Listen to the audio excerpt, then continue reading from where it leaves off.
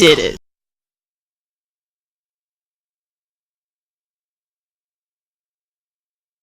I hope I don't get any more texts. No, that's all right. So, yeah, put it on a towel or something. Where do I have my apron there? Hey, everybody, and welcome to Show X on VTWProductions.com. Let's see. You're listening live at 2 p.m. Eastern, 7 p.m. GMT. What are we on? Sunday, the 4th of February, 2018. Welcome to February, everyone. Go ahead and kick things off here. Now, I will say, challenge is that Ken is not with us today, and I had the joy of having Sam die on me as I was trying to load things up because I had computer issues, and I think it's all related to that. So we will not be having traditional background music today, so instead via not quite analog devices, but Hyde is figuring us out by running some PodSafe music in the background just to kind of be behind us. But regardless, you're going to get us, and we'll see how it goes. It'll be fine. Science.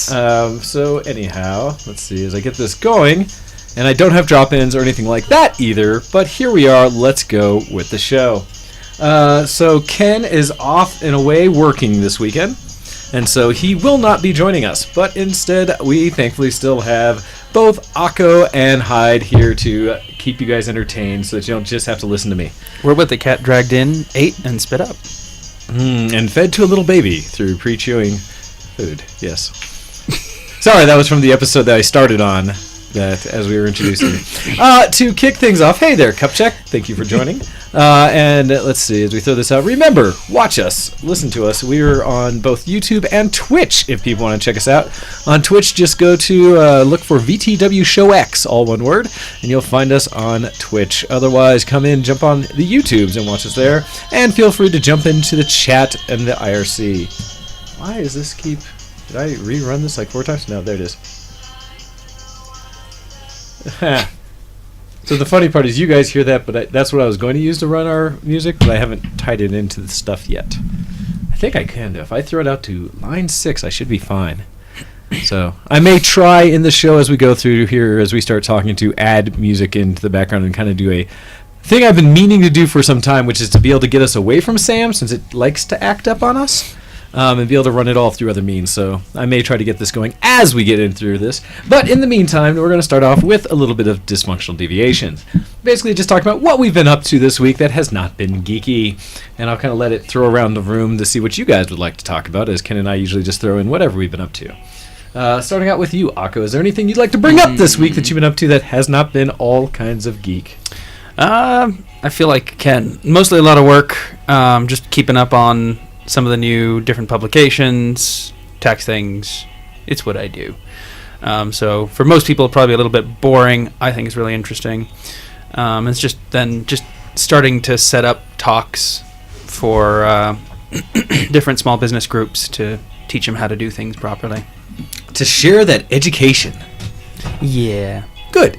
There's nothing wrong with that. Outstanding. How about for you, Hyde? I don't even know what I've been doing. I'm trying to think about it. I'm like, I think I just lost this whole week. Wake up in a haze. Party a little too hard. What did I do? That wasn't Run around the world. Geeky, I guess. I mean, I don't know if I'm cosplay, but I feel like that kind of counts as geeky. Yeah. Sorry, I'm playing with. Oh, you're good.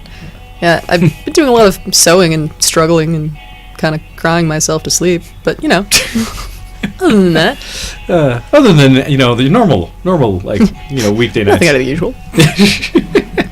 No, it's fair. And admittedly, as I go through and kind of look at what I had for notes this week, which I don't yet, because I was looking through stuff and things.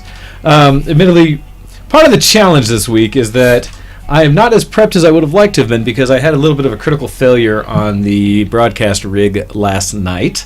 I was trying to switch some things out to allow guest access to things, and in doing so my computer decided to shite itself completely. It's something that's happened before. Last time this happened specifically was at DreamHack when I was back there, and basically what occurred is it had a critical failure of a page fault error in a non-page memory location. So as I was trying to cache and play stuff, it just freaked out and I got a blue screen of death in Windows 10. From that, when I tried to reboot, the fun thing is it also corrupted my boot manager, meaning that the computer said, "Huh? You want a what?" And so from that, it just would not boot.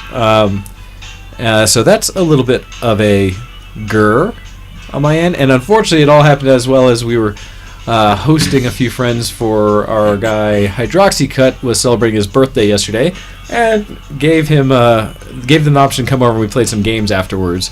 And so I was trying to kind of multitask, do things, and as I set that up, it didn't work out well. I'm not sure what that is. So, I'm playing this off of the first website I found with PodSafe Music, a free music archive, and it's in the recently added highlights list. Just skip that one. Just gonna not do that. Just move past that one. Okay, that's good. Interesting. All right. Gives us a different theme here. I can go to most interesting highlights. It'd be interesting as long as we keep it safe for listenership as we play it through. I'm very curious now. I was gonna say though, the weekend just kind of it came on the the event came on the heels of a very nice Korean barbecue. Oh yes, we went out to Eats. We decided to starve ourselves for the entire day, as is custom, and then order as much meat as we possibly could. Yes, whenever you have the opportunity to eat all of the foods, it's good to eat it all and to save up space to eat it all, essentially. And that's definitely what Akko subscribed to for yesterday. I think you had a piece of cheese. I had a cheese stick the entire day, getting ready to eat out. And Hyde was a little surprised how all of us managed to keep going and going. I got there late, and oh my gosh, I got there late, started eating late, filled up faster than any of them, they being before and after I was there. It's okay. It's so much meat. Yeah, it was. It's quite good. So no, that was a lot of fun. Got to do that, and then everyone was wanting to still hang out after dinner, not just to have like dinner for a birthday and run. And so then we took Hydro back to my house, basically invited people back here, and played some games, had some drinks. Although it was entertaining because the invitation was basically, hey, come back, we'll just have drinks at my place. Let's go. So everyone comes back, and we did. We had drinks. Yeah. Just not. I don't think what everyone was expecting initially, because it's true. Zenko went into her comfort Tea-mancer mode and started making tea for everyone from, again, shameless plug, the St. James Tea Room tea that we get from down in Albuquerque. And Hydro's wife had not. I did not realize. I mean, we talked about it before because she was supposed to go down to the tea room at some point and enjoy it, but how much she does like tea. Mm-hmm. And so when she came over and actually got to have some of Zenko's tea, she was, how did I say it before? She was verklempt. Yes. She was taken aback, a little overwhelmed.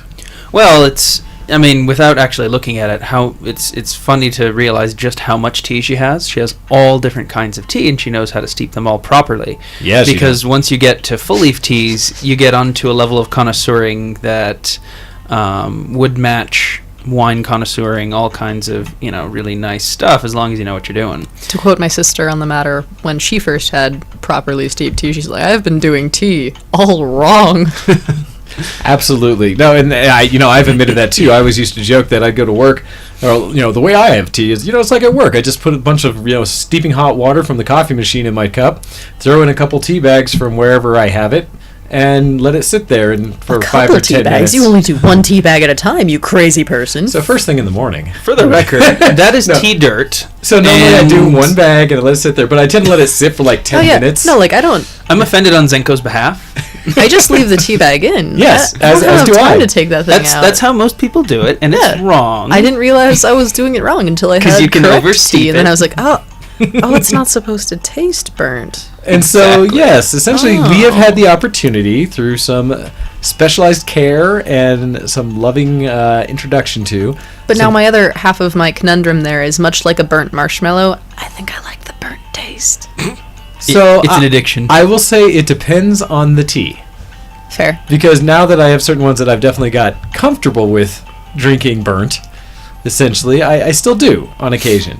Plain black tea.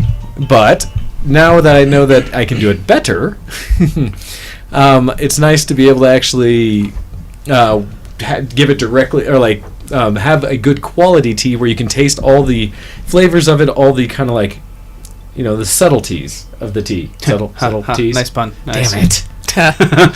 Just so if anyone doesn't know, Wayne doesn't know how to pun, and so if you hear one, it's Call him. Call him on completely accidental. It's a thoroughly punishing experience. Oh, God. It's pun intentional. And especially with these two on. God. I Well, so- did this to myself. So the funny thing is, while we're on the subject of drinking, I mean, it also came on the heels of what was it, last week or a couple of weeks ago, the spreadsheet of coffee. A little Yes. bit different. We decided to catalog all of the alcohol in the house, and we created a spreadsheet of This it. is something that happened. It's So formatted. those that don't know, and might have seen a post from me about me mentioning that I do have some great friends. I was on a work trip all week out in D.C. and got to, I could just talk about meat sweats and other things from there, but eating all the good foods. But upon coming back, I was welcomed into my home with a seriously amazing surprise. In that, look at the faces of anticipation over there. We were like sitting waiting for him to come in, like leaning over the door. I heard stories essentially of how, or a little bit of description, as the door was opening in the garage, they were like peeking, or I think Hyde was like running into the office, looking out the window, trying to say, "Wait, I'm going to see if he's here. Is he here yet?" Listen.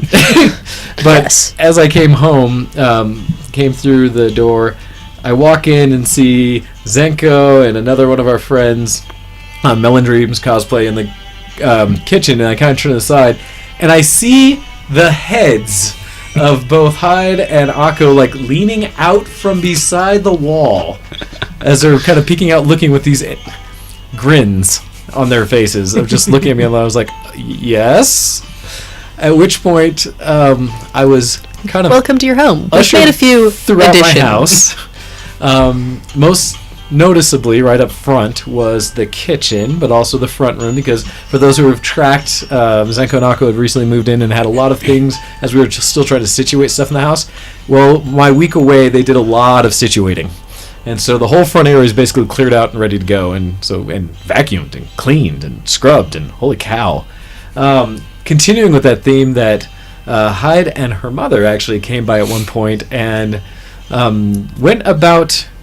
Monday, the day after you left. Yes. You'd not been in the house for like maybe 6 hours when we started raiding. That was There was a Monday. plot and plan going on here, just saying. Oh, This there was was- oh. predetermined. It had been noted a couple of times, a few things that Wayne here had been wanting to get done around the house, but as I'm sure you guys have also noticed, he does stack his plate pretty high.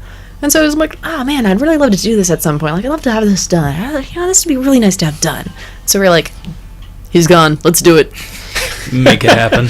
So me and my mother cleaned the entire kitchen. Now, that might be less for if you hadn't seen it, but we also reorganized the entire kitchen. It wasn't that it was dirty, it was just disorganized. And my mother, that is her forte. And so we reorganized absolutely everything and put like a lot of the really cool meadery bottles that he has like actually up on display on the tops of his counters, or the Bunch of cabinets. growlers and things like that. Just Yeah. bottles of stuff, or the old bottle of Cap Morgan private stock they used to have, those all textured and such, that I keep that Oh, yeah, bottle those- forever because they stopped making it. It was a super cool bottle, so we put them up on display because he has like some high counter or cabinet tops, so you can like put stuff up there, and so now you can see them. High countertops too, because you're short. I am short. That's I okay. am small. Let's see if this But is- it was a lot of fun, and we were really excited to show him like, hey, I now have a mental inventory of everything you have in your pantry. Let's go. Yeah, for better or worse.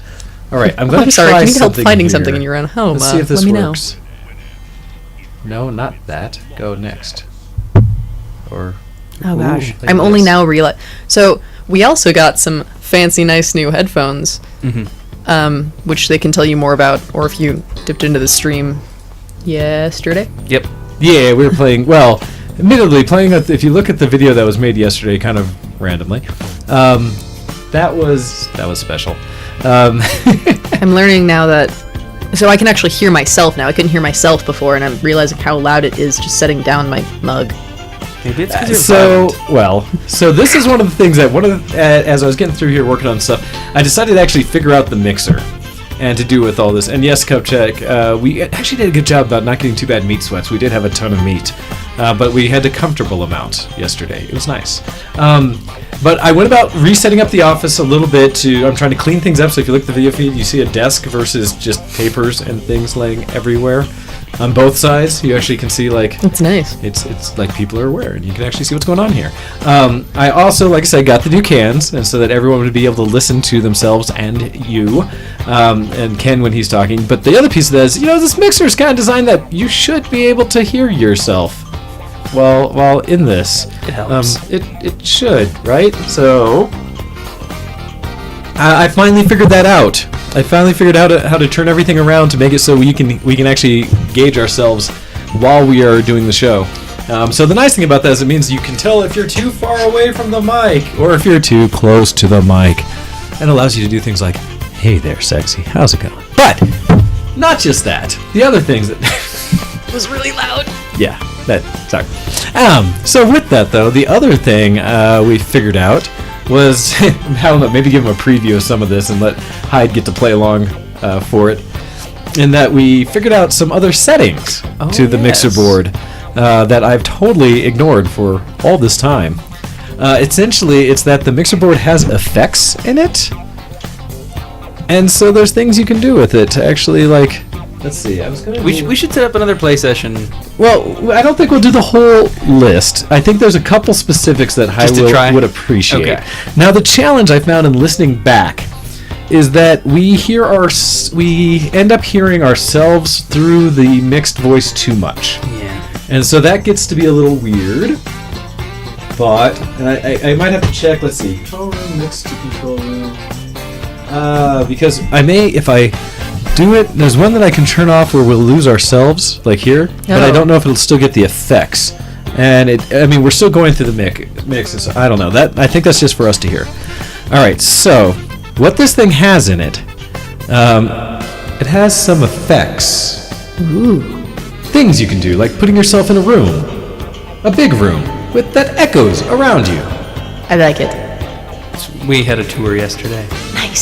So we went through some of these effects and kind of played with them, and I do want to try at least, because I want to say, I think the regular, was it the chorus that worked well? Chorus works well, and then the mixed chorus and something else. Yeah, so All I think chorus. I'll go straight to the chorus, and we'll see if we can get Hyde to indulge us. A little bit. And so I will start. It's for singing.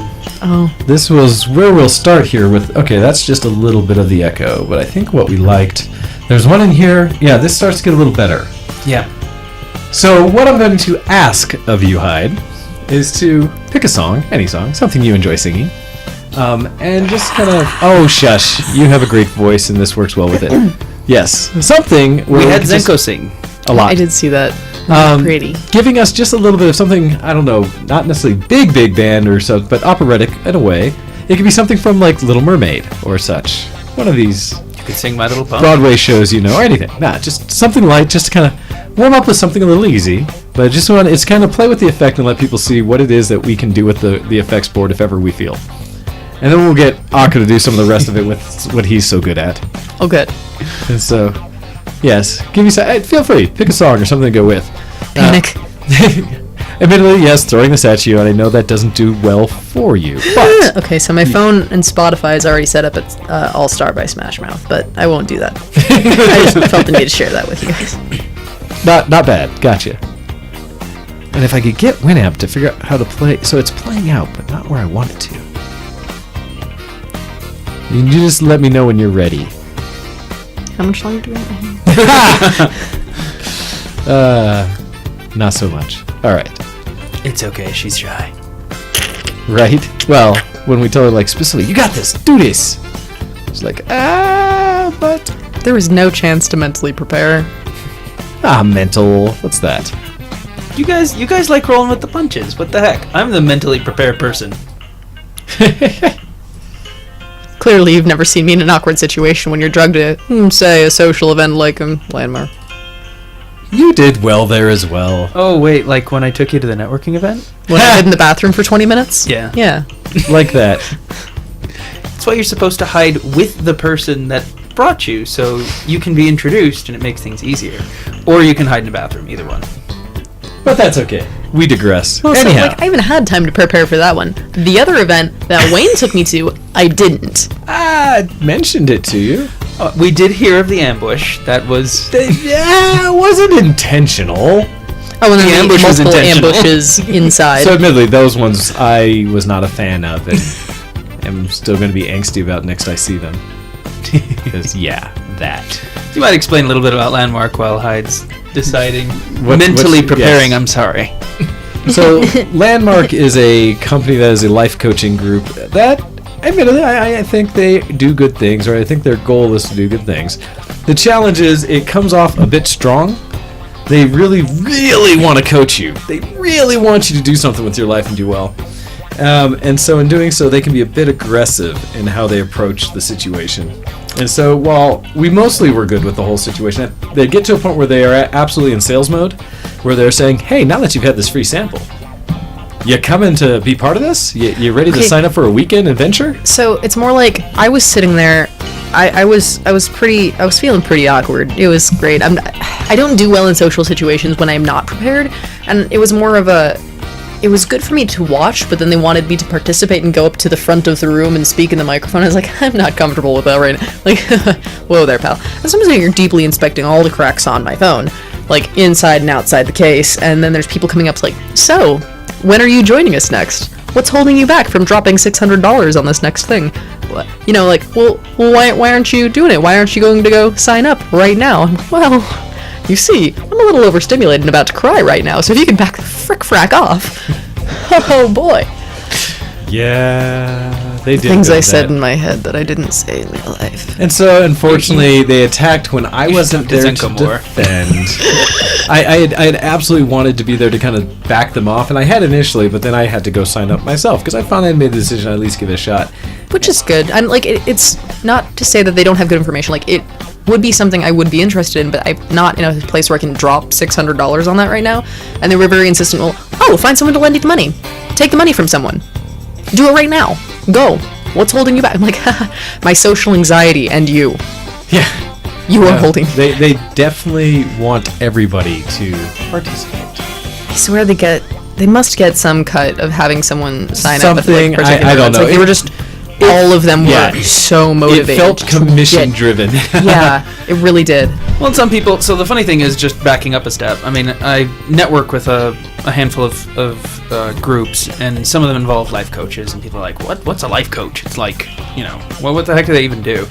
And from what I gather, a lot of them, it's about give someone who you can talk with, not exactly like a counselor or therapist, but someone to help you overcome issues. Either in you have a life coach and business coach.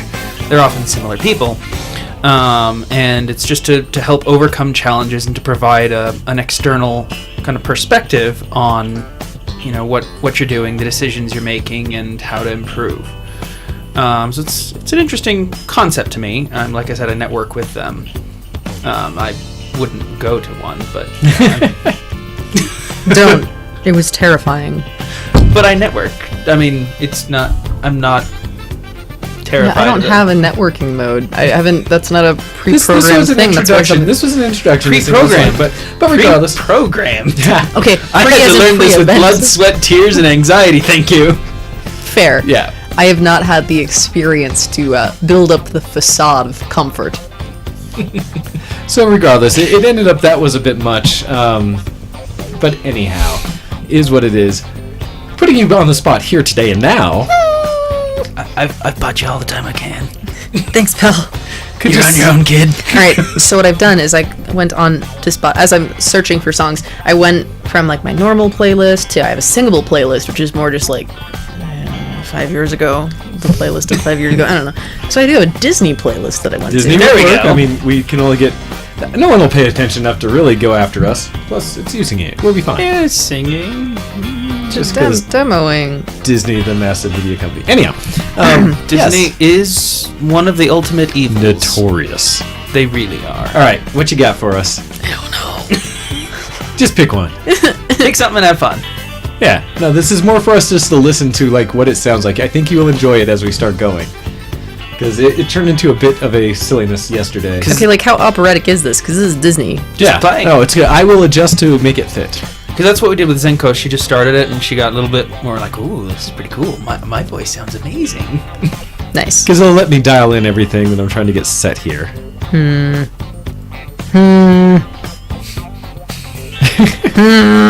You're overthinking it. I am. Just pick something fun.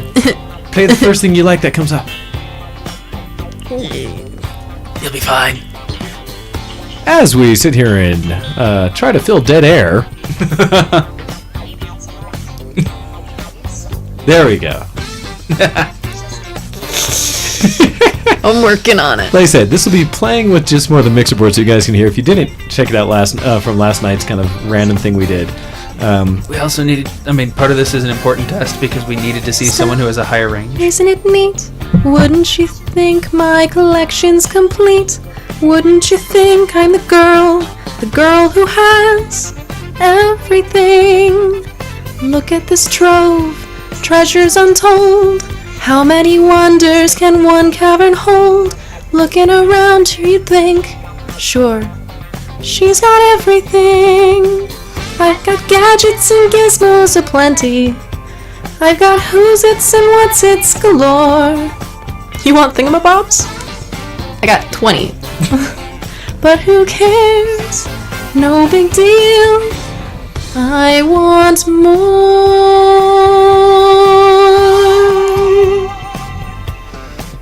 I wanna be where the people are.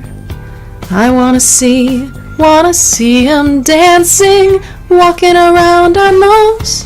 What's that? Oh, feet. It's been a while since I listened. No, that was very good. The part of it was we were looking to test the upper ranges. Because none of us have a higher range, so it was kind of Make awkward. a noise akin to a dog whistle. No, I will not do on here. You did very well. That was quite impressive. Thanks. No, that was good. Now I can turn this back down. Inspect my phone now. No, you won't. You'll be amongst us. You're fine. Be happy. All right, so I do need to adjust, and thanks for bringing that up about the clipping piece, because that was one thing as I've adjusted the overall output of how the mixer board's working. I knew I was going to have to change the input side of it just a bit, so as to try to avoid the clipping on the inside. So hopefully that will help it, but thank you very much, Hando. Yeah, I dropped the... I'm trying to figure out the right back and forth, because I also have to be careful with how loud I turn this up for us to hear. That will kill me. Well, I'm not doing the playback music part, so it makes it a little easier. But things like that, as I'm starting to figure out how this all mixes in well. Anyhow, so this was, yes, as we're playing with effects. Now, one of the other ones that we did that was more for Octo's benefit was as we went into the pitching side of things. Pitch is fine. And so if I can remember where it gets good, I think it starts somewhere right about here as this starts to get us right. Oh. You've done well.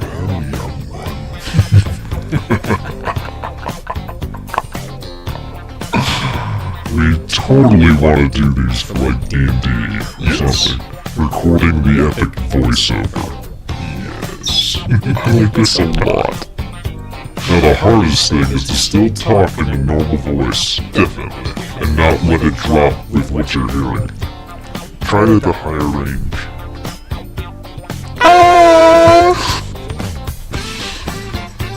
It's a train whistle. Demonical. So, curious, it sounds like the music might actually be coming through for you guys. Oh, sorry. Well, I was getting a response from Hando saying music down just a tad. So the thing is that I couldn't. I'm not sure. I don't have it in a way that I can hear the music coming through right now. So I need to adjust that. I think. God, I forgot how this would go, but I think it might actually be mixing the music so that you guys can hear it a little bit. But I will have to figure that out as I try to play from Winamp. So I'm trying to figure that all out together. But we will figure this out. But yeah, that was our evil voice. Now, the next one up from this is a bit of entertainment in that we consider this, I think you'll figure it out pretty quick where this voice fits in. As we start talking about the future, but more of a Oh, I can sing the Doom song. I know, I'm scared too. Yes, this voice seems to fit with Invader Zim very well.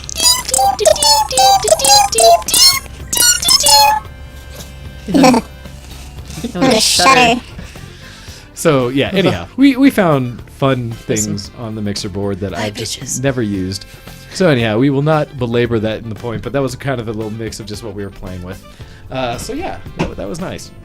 And thank you for Hando listening and being the sound tech to kind of let us know if we're doing good, bad, ugly, or otherwise, as I try to figure out the rest of these settings. It's just kind of recover it from your system shutdown, so everything's kind of wonky right now. Yeah, darn it, everything is, yes. It was because I wanted to use a Steam account. Let's not pretend it was something else. I'm not trying to call anybody out. It's a problem that is inherent in my system. It was just...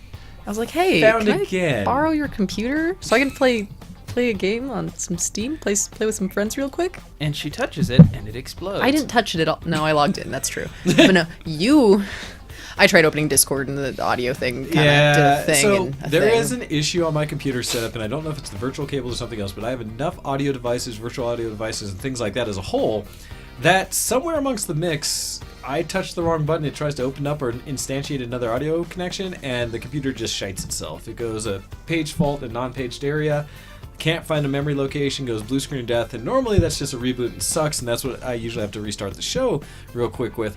This case, it actually turns into more of a... it corrupted my boot record again. Essentially what it did is my main drive forgot that it had a partition set to boot on it and went inactive. And so I had to use several recovery programs. I went out to the Unix world and found some boot disk such, because Microsoft Windows recovery really doesn't do it by itself. It really isn't it. And so I went through and found a couple other recovery tools that I got running that seemed to have made a difference. And so, yeah. Let's see. Actually, it's funny. So, Hando, I'm curious. I need to talk to Gnomewise because we have not been able to do an audio broadcast for some time due to losing some of our connections and how we had it set up for the Shoutcast servers. I need to talk to them about that again. Anyhow, regardless, let's get back to talking about things that aren't system issues. So I was talking about how excited I was to have my house completely cleaned up for me in a way that I was not expecting. Like I said, I went to the point where I think one of the anecdotes that came from was a conversation that Hyde had with my cousin, Hostile Prey, about cleaning my floors in the kitchen a bit and saying that there had been a discolored space like opposite of my refrigerator that had been there for... It was like a small spill that had been on the floor for a while, I guess. And, it just like kind of discolored, but it'd been there for long enough that you didn't really see it as a spill, kind of thing. I just kind of thought that was part of the tile.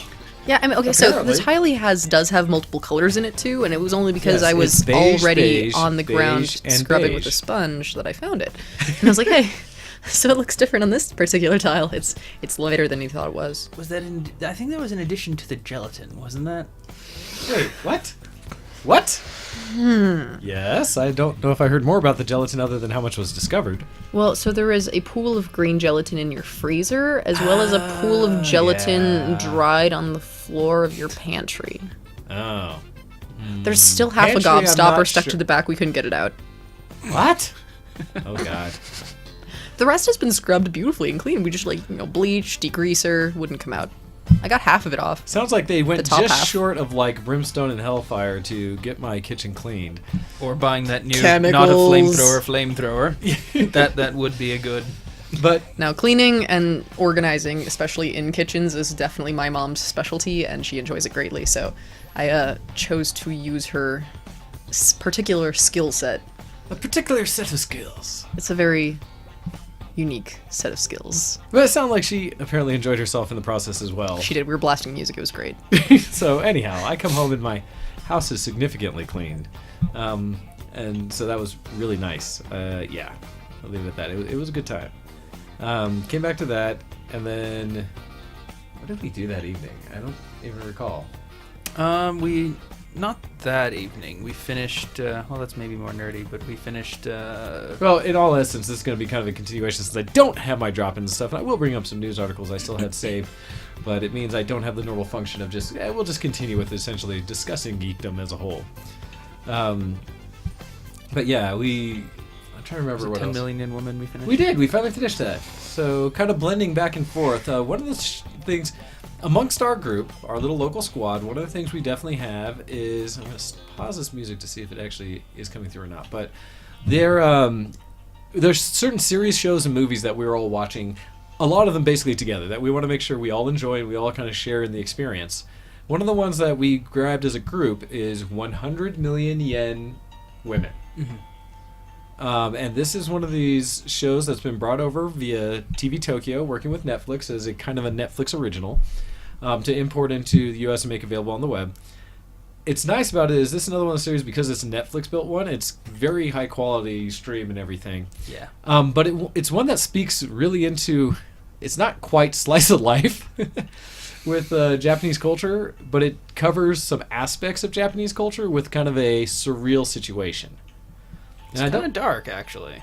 It's surprisingly dark. Well, it's also a premise that going into it, you're like, what? Because just from the preview, It it's... has an interesting draw and continues to be interesting. Yes. And unique in situation, and then it continues to explore the aspects of that particular unique situation. It's one of these that essentially it starts with, or the preview of it talks about is the main individual, and you guys might be better at names than I can. Is it Shin? Yeah, Shin. Shin is a gentleman who is an author who has never been truly successful, is trying to work on his next book, and just has been struggling with it. Out of the blue, he basically has a group of women He's show up at his door. 5 women that don't know each other show up at his door with an invitation saying like, "Oh, didn't you send these for That us?" he did not send, that he was like unaware of. He's like, "Who? What? What?" But essentially, it's set with a set of rules. I think there's 10 overall, but essentially the rules are, one, that he cannot ask them any questions, any personal any questions personal or anything questions about about them. That, 2, that he can't go in any of their rooms. And it's funny because he gets displaced to the point where he's on the couch. After Yeah. He doesn't actually have his own room. They all take up the rest of the rooms in the house. And they each have their own room. That he has to take care of all of them, meaning cook, clean, kind of do all those things for them. They have to eat dinner together every night. Yes, they have to eat dinner together. That, what are some of the other kind of base ones? I think those were the Those are some of like the main ones, other than he also... but the rule is that each month they would each give him 1 million yen. Yeah. Yeah, It's as basically rent 10 grand. Yeah, it's basically 10 grand a from month. each woman. So a he month. gets like 50 grand a month from these women. just living there. But they're all very unique characters. Yes, they are all very distinct because there's essentially, and from what we know without spoiling any of it, what you learn at the beginning, you have one that's basically a high school student kind of age. You have one that is that's a problem. You don't really know much in-home about nudist. Yeah, one who's just naked all the time at home. So those are refuses the work easy with. ones to do without really spoiling revealing anything. anything because the other 3 are They're kind kinda of you quiet, don't know you and don't you know. learn. Yeah. You learn about them. One seems to be very just lays about and is happy to just do nothing Yep. and kind of hang out on the couch. Another one is kind of quiet but Kind of watching everything. yeah, I watch everything. There's one that's oddly interested in Shin but also doesn't like reveal anything. But throughout the story of it, and I forget how many episodes there are total. 10. 10. Is it only 10? It's fairly short. Wow. Yeah, Seems so longer than that. it seems longer because before you left, you made it up until episode 9, and I've been sitting here dying to watch episode 10. It is quite gripping. One of the challenges of trying to maintain these experiences with the group is that You're we the all only have- one that has to be up at 5 o'clock in the morning. We all have lives and schedules of some sort. Mine is the only one that is set to a schedule, Yeah. Zenko and I work from home. and Hyde is currently focused on cosplay and things like that. That's such a pleasant way of putting that. I like it. And so I'm sticking amongst to those, that. I'm the only one who's really set to like a set schedule. As well as like this last week I was out of town and things like this and such. So it becomes difficult to kind of get everyone in the same room together to sit down and watch these shows that we want to experience. We took advantage of that last night to finish. After everything else, it was a bit late, but we did get to finish it up. So part of this was we went through the whole experience. We were enjoying the show. It is somewhat gripping in a way that you're just kind of like, what is going on? And We when didn't intend to binge watch it, but we seriously binge watched like through episode 9. He fell The asleep. first time, but- yeah. Because it was kind of like this is a kind of a funny concept. Okay, these watch, like- these characters are kind of interesting. Okay, there's some interesting interactions. Oh my gosh, I can't stop watching. We're like, oh no, oh no, oh no. Yeah, no, it was great. It's good. It's really good. Do recommend. And so it is Japanese culture. Some of the things that you do get to see is how there are interactions amongst them, and we get a lot of the flavor. And this is one of the nice things about watching the Zenko Akko, having their background in Japanese culture, having lived there for a period of time. When we forgot to turn on the subtitles and they were still following. Yeah, this last Hey, one's we like, only learned to an intermediate level. We can't understand everything. You lived there. yeah, but both of you admitted this time that you were like, oh yeah, no, I was understanding everything in there. Huh, that was kind of neat. And we're both like, oh yeah, I don't know Japanese, Oh, right. yet, do I? I I'm should probably pleb. have subtitles on. Oh, Zenko is very excited because she didn't even realize. she didn't even realize the subtitles weren't on. Ah, you butts. Let alone when they talk in front of us about us in Japanese so that we don't know what the heck's going on. But Not I necessarily truly about believe you. they've assigned us nicknames. I wouldn't be surprised. What would they be in Japanese? Like, Yeah. am I just the old one? Or Yeah, Or- Akko. What would our nicknames be? I don't know. I haven't If thought you of it were yet. to talk have about us behind our Japanese backs. nicknames? No, so that's the No, thing. don't worry. It's not behind our backs. It's No, in no, no. front of us! No, we no, just no, don't no, no. understand what they're saying. Don't worry. If I say anything behind your back, I'd totally say it to your face. That makes me feel so much better. That's the kind of person I am. Good. Thank you. Now I can sleep at night. All you have to do is ask. But no, so we did finish it, and it ends. I did set a station for you. Is it just things for me to play with? Yes. I figured, yeah, how do you say? Wait, Bubbles. Chapstick. Where's the fidget spinner? Is this for I me to don't know. eat? It's- Can I eat this? I mean, you could just look at the honey stick, but I figure it's probably more useful if you, I don't know, put it in your mouth. Now, I don't know how long it's been there, but it's honey. Okay. And there's so, no way I what- possibly could have had water to it because it's sealed. That's true. So when I was cleaning the pantry, Oh, no. you know, Did you it was find mostly. Did you find my massive honey jar? I did actually. I have this huge glass honey jar. No, so one of the funniest things It's not been was opened. I'm saving it for the apocalypse. it was mostly just disorganized. So I was really trying to go through and organize it. It wasn't like gross or messy or anything. But one of the funniest things I found was there was a lemon juice and a lime juice in there, and you know we were just kind of like looking at expiration dates as we went through just to make sure. And it was just they were the oldest things I found. Not calling me out. I mean, it was only the two things in the pantry. And I think the lemon juice expired in 2011, and the lime juice expired in 2007. Which would have been like a year or two after I came into this house. A year after? 07. Yikes. Yeah. 14 years old. That's when I was in college. Hey, let's not I was go in the seventh Let's not grade. go into how much older than the experiences in your life the lime juice that happened to be in my cupboard was. No. That's when it expired. We don't know how long it's been there. That's when it oh yeah, so that was a fun thing. So you know how long like fruit cups last? Like you know, like little No. fruit cups. Yeah, they generally Indefinitely, everything that's sealed lasts forever, Yeah. right? sure. We'll let you think But that. they have, you know, the expiration dates printed on them for like years and years later because they do technically last for a little. Everything in there was either near expiration or past expiration date. Including That has fruit not cups. stopped me from eating the fruit cups. Since you forgot about them, This I is thought how that you might be a build free strength. game. This is how you build your endurance, your constitution. Immune system. By forcing yourself to take checks? Maybe that's why I've been sick the last few days. Damn it. I was going to say tummy ache. Yeah. Anyhow, so I'll continue to eat like I things said, find. it was really, really nice, and I did throw away the What are popcorn you, bags. Skyrim? You just start randomly picking stuff up and chomping on it? Oops, Guess that what was happens- poison. Yeah, check out what the results are each time. Like, aha, did this work? Well, if you had any cheese wheels, they'd be gone now. Which is great, because I would know, because I have a mental inventory of all the food in the house. This is true. Yeah. So, now, off track a bit. Where were we at? So we were talking about, 100 million women. 100 million women, yes. I mean, All those women. Hard to anyhow. catalog. So anyhow, that experience was nice. We did finish it, and I think we were satisfied with the series as a whole. Yep.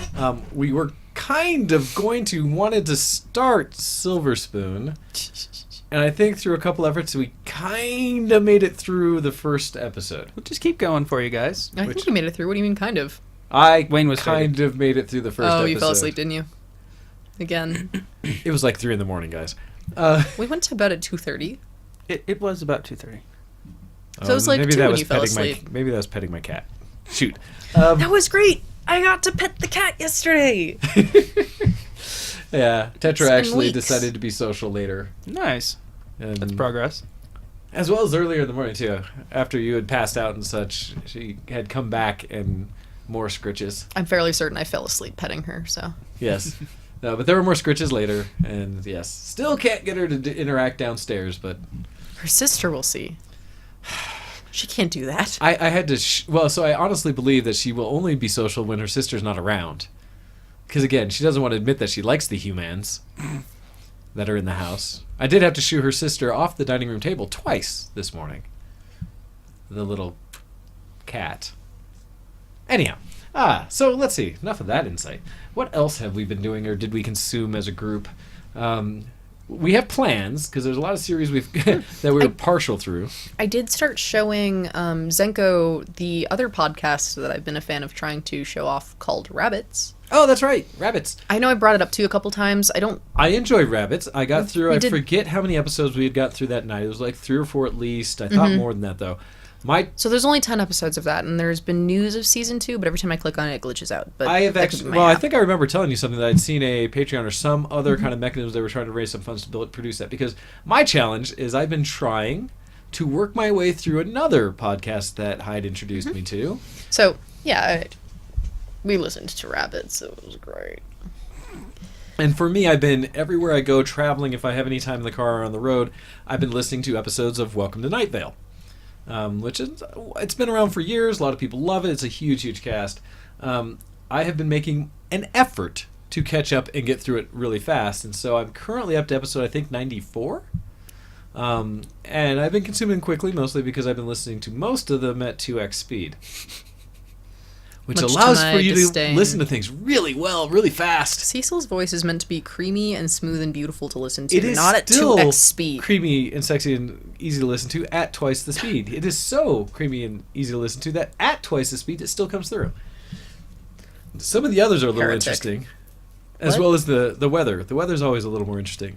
Although that one I've had a challenge with trying to slow down and listen to. I'm like, but I like it fast. Some songs are better at twice the speed, I've learned. It's probably like you when you drive on the highway and you're speeding like 80, and then you have to drop back to the speed limit. Yeah, that's probably exactly what's going on. Is that what that's like? You're suffering from velocity sickness. You just get so used to it. But no, Velocitization. it is one that it's an interesting story, and I wouldn't be surprised if many of you have already listened to. As Hando's sitting there saying, "So Doc, you're enjoying Night Vale?" Said he had trouble getting into it. It's interesting, and I'm not even sure if I know how to classify the podcast in my mind. It's storytelling in a truly just like fantastic way where reality is just a hint at how they tell stories. That It's kind of almost... It's almost as though it exists in a Lovecraftian world, where they're all like, yeah, that's normal. exactly. And they're just describing these things, and you're like, what? What? And they're like, yep. And that's kind of delivery is. It's a constant because it's all coming from the perspective of a radio broadcast and just talking about the events that happen around town, guests, things that are going on, and throughout just each episode. And so you get progression. You kind of get some stories that in some episodes that focus more on like individual people or things that occur or entities that are around Night Vale. All hail the town- Globe Loud. Yes, all hail. And Hang on, wait, give me the demon voice. let's see. It goes back to All hail. Okay, that's all I wanted. Good. and it's funny is actually we were going to make a little note card of the ones from specifics so we could do that. But it's one of those that as they tell the story, some of it just is describing some crazy event or creature or something, and they'll say things that are pseudo or close to reality, things that you would in your mind kind of picture a certain way, and then they'll twist it just enough to make you go, what? Oh yeah, the street sweeping day. Yeah, well, so Finger. example being when, and they do have a lot of other geeks on and kind of guests that do certain characters. So one of the ones I recently listened to was Felicia Day talking as being one of the news or one of the zookeepers coming in to kind of do one of those things with, hey, look all the animals I brought along. But one of the things described is like, oh, and Cecil gets all excited. It's like, oh, what's this? What did you bring? And she's like, oh, well, not a lot of people have ever seen these out in somewhere like Night Vale where it's all desert all the time, but this is a chicken. And you're like, oh, a chicken, okay. But then when they go to describe it, they say things like, well, oh, okay, yeah, I've always heard about chickens. Wow, and look at that with all the feathers and the spiked ridge on the back of the head and the 6 legs. I mean, I never knew they had they had the 6 talon legs like that. And so they'll say it in just a way that is very normal sounding. But when you hear what they're describing, you're like, what? I think my favorite is Koshek. Koshek, the floating cat that's in the Well, he's a cat that's in a fixed position in the universe that happens to be floating 2 In feet the off bathroom. the ground in the men's bathroom 4 at the radio feet. station. It's 4 feet off the ground. 4 feet off the ground. My bad. As well as his kittens. Oh yeah, so they had to build Koshek a little stand for his food that he could reach it from his fixed location in space. Since he doesn't really move, just floats there. Yeah, he can. But you have to be careful when you pet him because of his highly poisonous rich spines. And his rows and rows and rows of teeth. Yes. And so it's things like that where you're describing, where you say a cat, but then when you actually describe it, you're like, what kind of creature is that? But they're the pet cat, and he purrs, and then it plays a purring sound, and you're like, that is not a purr. Yeah, so it tells stories like that, and for me, the entertainment has been, because some people have described Night Vale as being kind of creepy, almost like a horror story is being told, because the world that it exists in is really nuts. And that when you start talking about some of the other characters and things around it, like Desert Bluffs and Kevin, you start getting into characters that, when you hear about them, it seems very normal and like, oh, no big deal. Kevin's Until great. you start finding Desert out about Bluffs is great.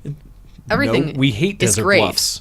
Desert Bluffs is horrible. You should And follow why the would- smiling gods so why- you can Why smile would Dana ever? even bigger. Why would Dana ever allow us to become part of that? Why would we ever join with Desert Bluffs? This is wrong. Because you could smile even bigger than before. But then when you get the city council and what was it? The city council and not the mayor, the other group that like are suddenly dating now, and are one and are a couple, even though they're a multi positioned entity. Anyhow, but they talk about those things and. I don't see it as horror stories. I've only had 1 or 2 episodes that had something that kind of got me as like, that's a little creepy. I think one of the ones might have been the faceless woman that lives in your house. Oh yeah, the faceless old woman that lives in your home. When they were trying to round them all up and found out they were just rounding up everybody's normal faceless old women that they do know live in the house, not the one that they don't know lives in your house. Yeah. Um, Like, no, we knew she was there. I think that episode had a few moments that were a little bit creepy. But most of it I just hear is kind of just these I'm odd... right behind you. That breath you just felt on your neck. That was me. But if you turn around, you won't see me. You don't know I'm here. Yes, just like that. So it's been fun for me, and it's I because it's not telling a coherent story most of the time. There are episodes where if you catch into it, you're getting this continuous real story that's going along. But so I've just enjoyed it. It's been fun. It's not something that I am, oh my god, fanboy over, but I am enjoying.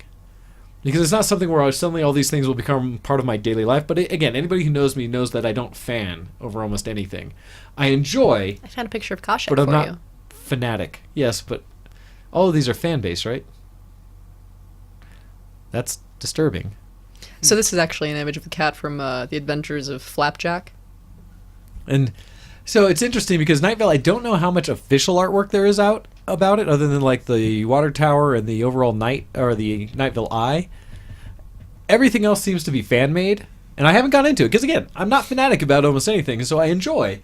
And I hear others that have much more interest in it, and which is why I bring experts on the show besides me that do get fanatic about things. Which is why I look forward to an upcoming episode focusing specifically on The Legend of Zelda. As you see twitching and happening and Ba-da-da-da-da. things ready for that. We do That'll have be our future. own in-house fanatic now. Okay, is that Cecil then? That's Carlos. Oh, that's Carlos. I was gonna say- Obviously, he's wearing a lab coat. He has perfect teeth. From the back, you can't Perfect tell. From teeth. the back, you can't tell that's a lab coat. It's okay. It's not like it's. He's perfect. He looks perfect in every way. Obviously, it's Carlos. Everyone describes Carlos and his wonderful voice and perfect teeth, and how obviously he is perfect. Like cemetery.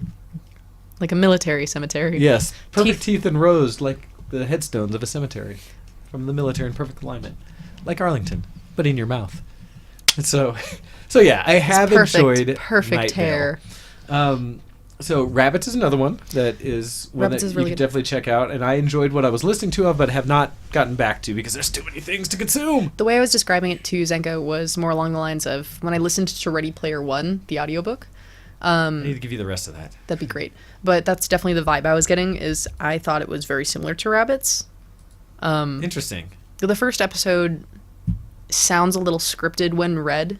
It's supposed to, like, she's holding it as she's, like, telling you what's going on in the real life events. Like, she's doing it kind of like as a voice blog on the events that are going on.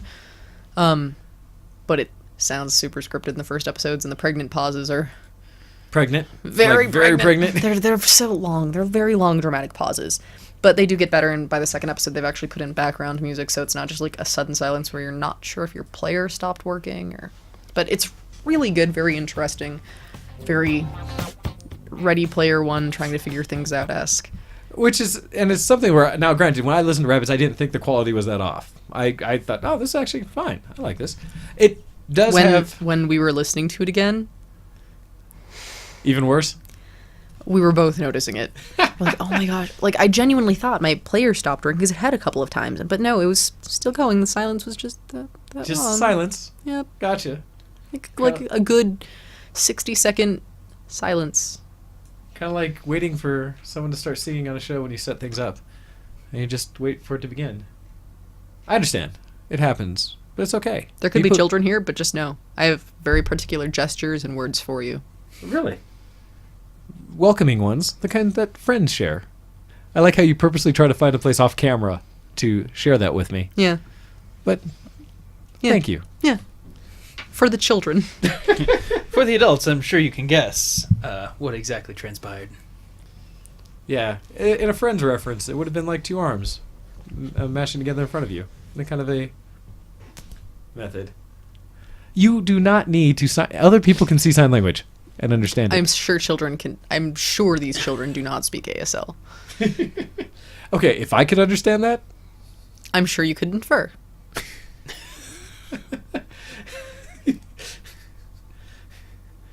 oh, I'm sorry, try that again. the last one I was messing up because I forgot a letter. Go again. That wasn't a word, dearie. Go again. I was getting there. Sorry. Anyhow, was there anything else geek and such that we've gone into recently? I was gonna. So, admittedly, we've been doing some research for the Guildhall, or Guildhall Galatea, as well as the constant things of working on 3D printers and kind of keeping stuff up to date. Akko's been working with trying to level and just clean up and get the printers run. The challenge is with something like the R1s that we have, they're great printers. The quality comes out so good. Gosh, When if they they don't make work. you constantly want to like squeeze something. They're very temperamental printers. They're not for the faint of heart. They're definitely the hobbyist tool because you will be tearing them apart a lot. Yeah, it's something that you, and I say this to everyone, there are certain printers that are a little more ready for mainstream than others. I would say like the R2, the full commercial one, not the Kickstarter version, but the one that they've been fixing, is significantly better than the R2 I got from Kickstarter, where I've had to replace most of it to get it into It's a a more whole new workable state. printer. But now, so there's a difference, right? Because one of the things, and there are channels out there like Maker Muse is one that I follow religiously for 3D printing news. Gentleman out of Australia, he does all kinds of things 3D printing. If you ever want to learn, go there and just continue. Hando figured that you gave me a Boy Scout salute. Yeah, that's definitely what that Boy was. Scouts Yeah. probably give that salute to each other a lot. I'm sure they do. And so, I'm sure of it. yes, they. But he does a bunch of things between that. People like Lannistek, all this stuff. But you get into all the little things that become challenges with 3D printing, and how we talked about a lot of printers still are not ready for mainstream in the sense that you would consider them like a regular inkjet printer that require almost no maintenance. They do require some learning, some maintenance, and because you're working with things like hot ends and extrusion and stuff like that, there's things that'll get clogged, and eventually you're going to have to dig into your printer. So that's just the case. Now, I will say the R2, when it's fully done with the laser and stuff like that, I finally do something that Maker Muse that he always said, you must do this for every print, is first layer going down, you need to watch that first layer. Make sure you just stop. And in the R1s, that is absolutely true.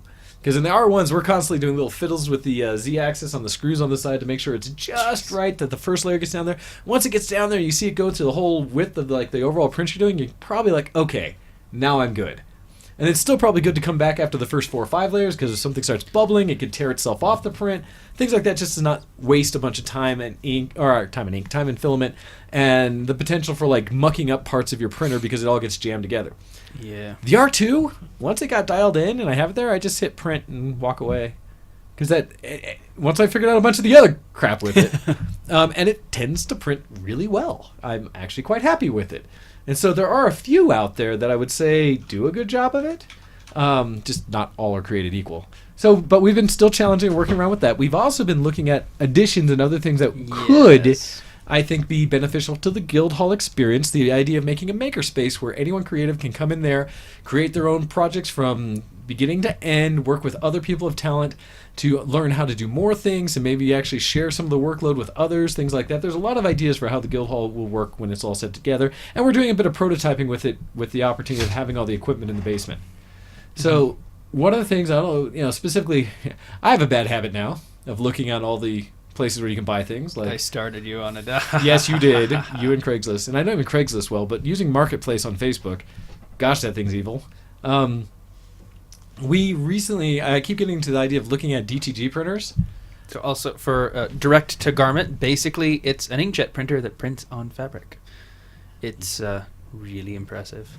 And so think of all those really nice shirts. I mean, actually, well, not This me, is but both the shirts probably- you guys are wearing Probably could be created with a direct-to-garment printer, and especially on the black fabric, that they do really well on that. Where another method, other than like if you do iron-on type things, which is similar kind of to the other method, which is dye sublimation, but it's more like you're printing out a thing to then iron on to fabric. So you print it on a transfer sheet. You transfer the sheet. It's like it really is a giant, iron-on. It's just it works slightly differently. So you And print it's it- designed to work mostly on polyester fabric. Yep. Versus what with cotton and stuff, where DTG will work on fabric. The challenge with the DTG is it still takes some effort to get it to work. And the printers are not inexpensive. Good God, no! Holy cow! So if you're looking to get into one new and get it from manufacturer, like one of the ones we looked at that we happened to see come up on Marketplace was an Epson style printer, an R2000 if you want to look it up, or it's either that or an F2000. Which, by the way, is a gigantic machine. It's When you gonna look be at the about- pictures of a DTG printer, you might think, oh, that's just an inkjet printer. It is, except you have to realize the build plate on it is, in this case, it was 16 by 20 inches. yes, And that's only a Yikes. portion of the printer in the middle of it because the rest is everything around this. So it would fill a desk.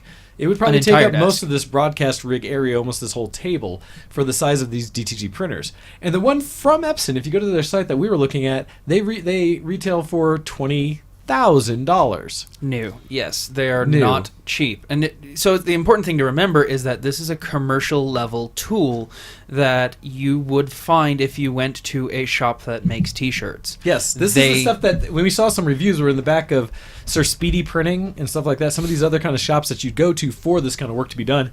When you say I need some custom T-shirts or I need whatever. Small run, like I just need like 5, and I kind of need them soon. That's the kind of thing they do. They put it and print it with the DTG printer. Of course, it's not going to be cheap because, well, it's custom and it's fast. But you can get some small run customized shirts very, very quickly, and the work that they do is quite beautiful. I mean, pretty much all the graphics you see on tees can be done with this kind of printer. Yep.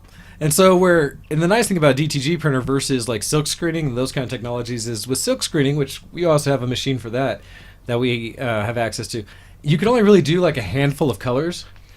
You can do You can do more, but it just each gets one's its own expensive. color run and its own thing, and so it's difficult to do like detailed gradient colors So and things like I that. don't know if you can see the shirts from Dark Souls. It's kind of neat. Yes. But the problem with silk screening is you have to have a individual silk screen for each layer of color. So if you want to have 6 colors, you're gonna have 6 silk screens, and they're not cheap. It gets challenging, and then there's its own, The effort of doing it by itself is still a Effort. challenge. Well, so DTG just gives you a lot of flexibility in that you can do high quality fairly easy. They're still, because it's a commercial thing and the process is still there, it requires several steps and things to do. It's not as simple as an inkjet printer. And that's kind of one of the reasons we're looking at the way the Guildhall would work and the advantage of the Guildhall, because it allows people to learn how to properly use some closer to commercial type machines and commercial machines.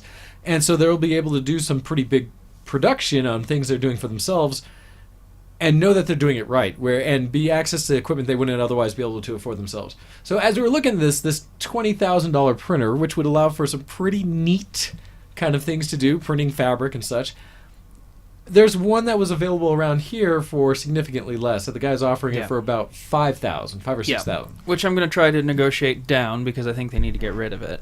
Yeah. So regardless of that, it's one of those that it's an opportunity potentially to get into something that would otherwise be significantly more expensive. Now I've seen them retail for like $13 if you're looking around in the right places, so much less than the manufactured. But you also need additional equipment to do the entire process. So anyhow, some of the things we've been doing. So we suddenly started learning a lot about direct-to-garment printers, about dye sublimation printers. We started learning about, we went down a rabbit hole, essentially, of all kinds of tech and things, because I also started introducing them to some of the other videocasters I know that I like to follow. So Maker's Muse is one, but like Linus Tech, which everybody who listens to this should know Linus and Linus Tech, some of their shows, just because the presentation and kind of information he does and the access he has. But how many makerspaces do you know have that kind of printer? I mean, geez. I don't. Well, the problem is makerspaces are fickle thing. We've covered where there's a big one that was around that was pretty much around the country that failed horribly. Right. They overextended themselves without having a good business model. Most of them, and I've done heavy research because again, this is kind of in my area. I've done research on the business models that they run. A lot of them try to run as nonprofit tax-exempt organizations, which is wrong. But the funny thing is, because they don't even have a proper business model there, they can't even survive while not being taxed. Now, whether it's a correct characterization or not, I could go on for probably about another hour on. But needless to say, you have to be really careful with the business model you're looking at, because they do fail a lot and fail horribly.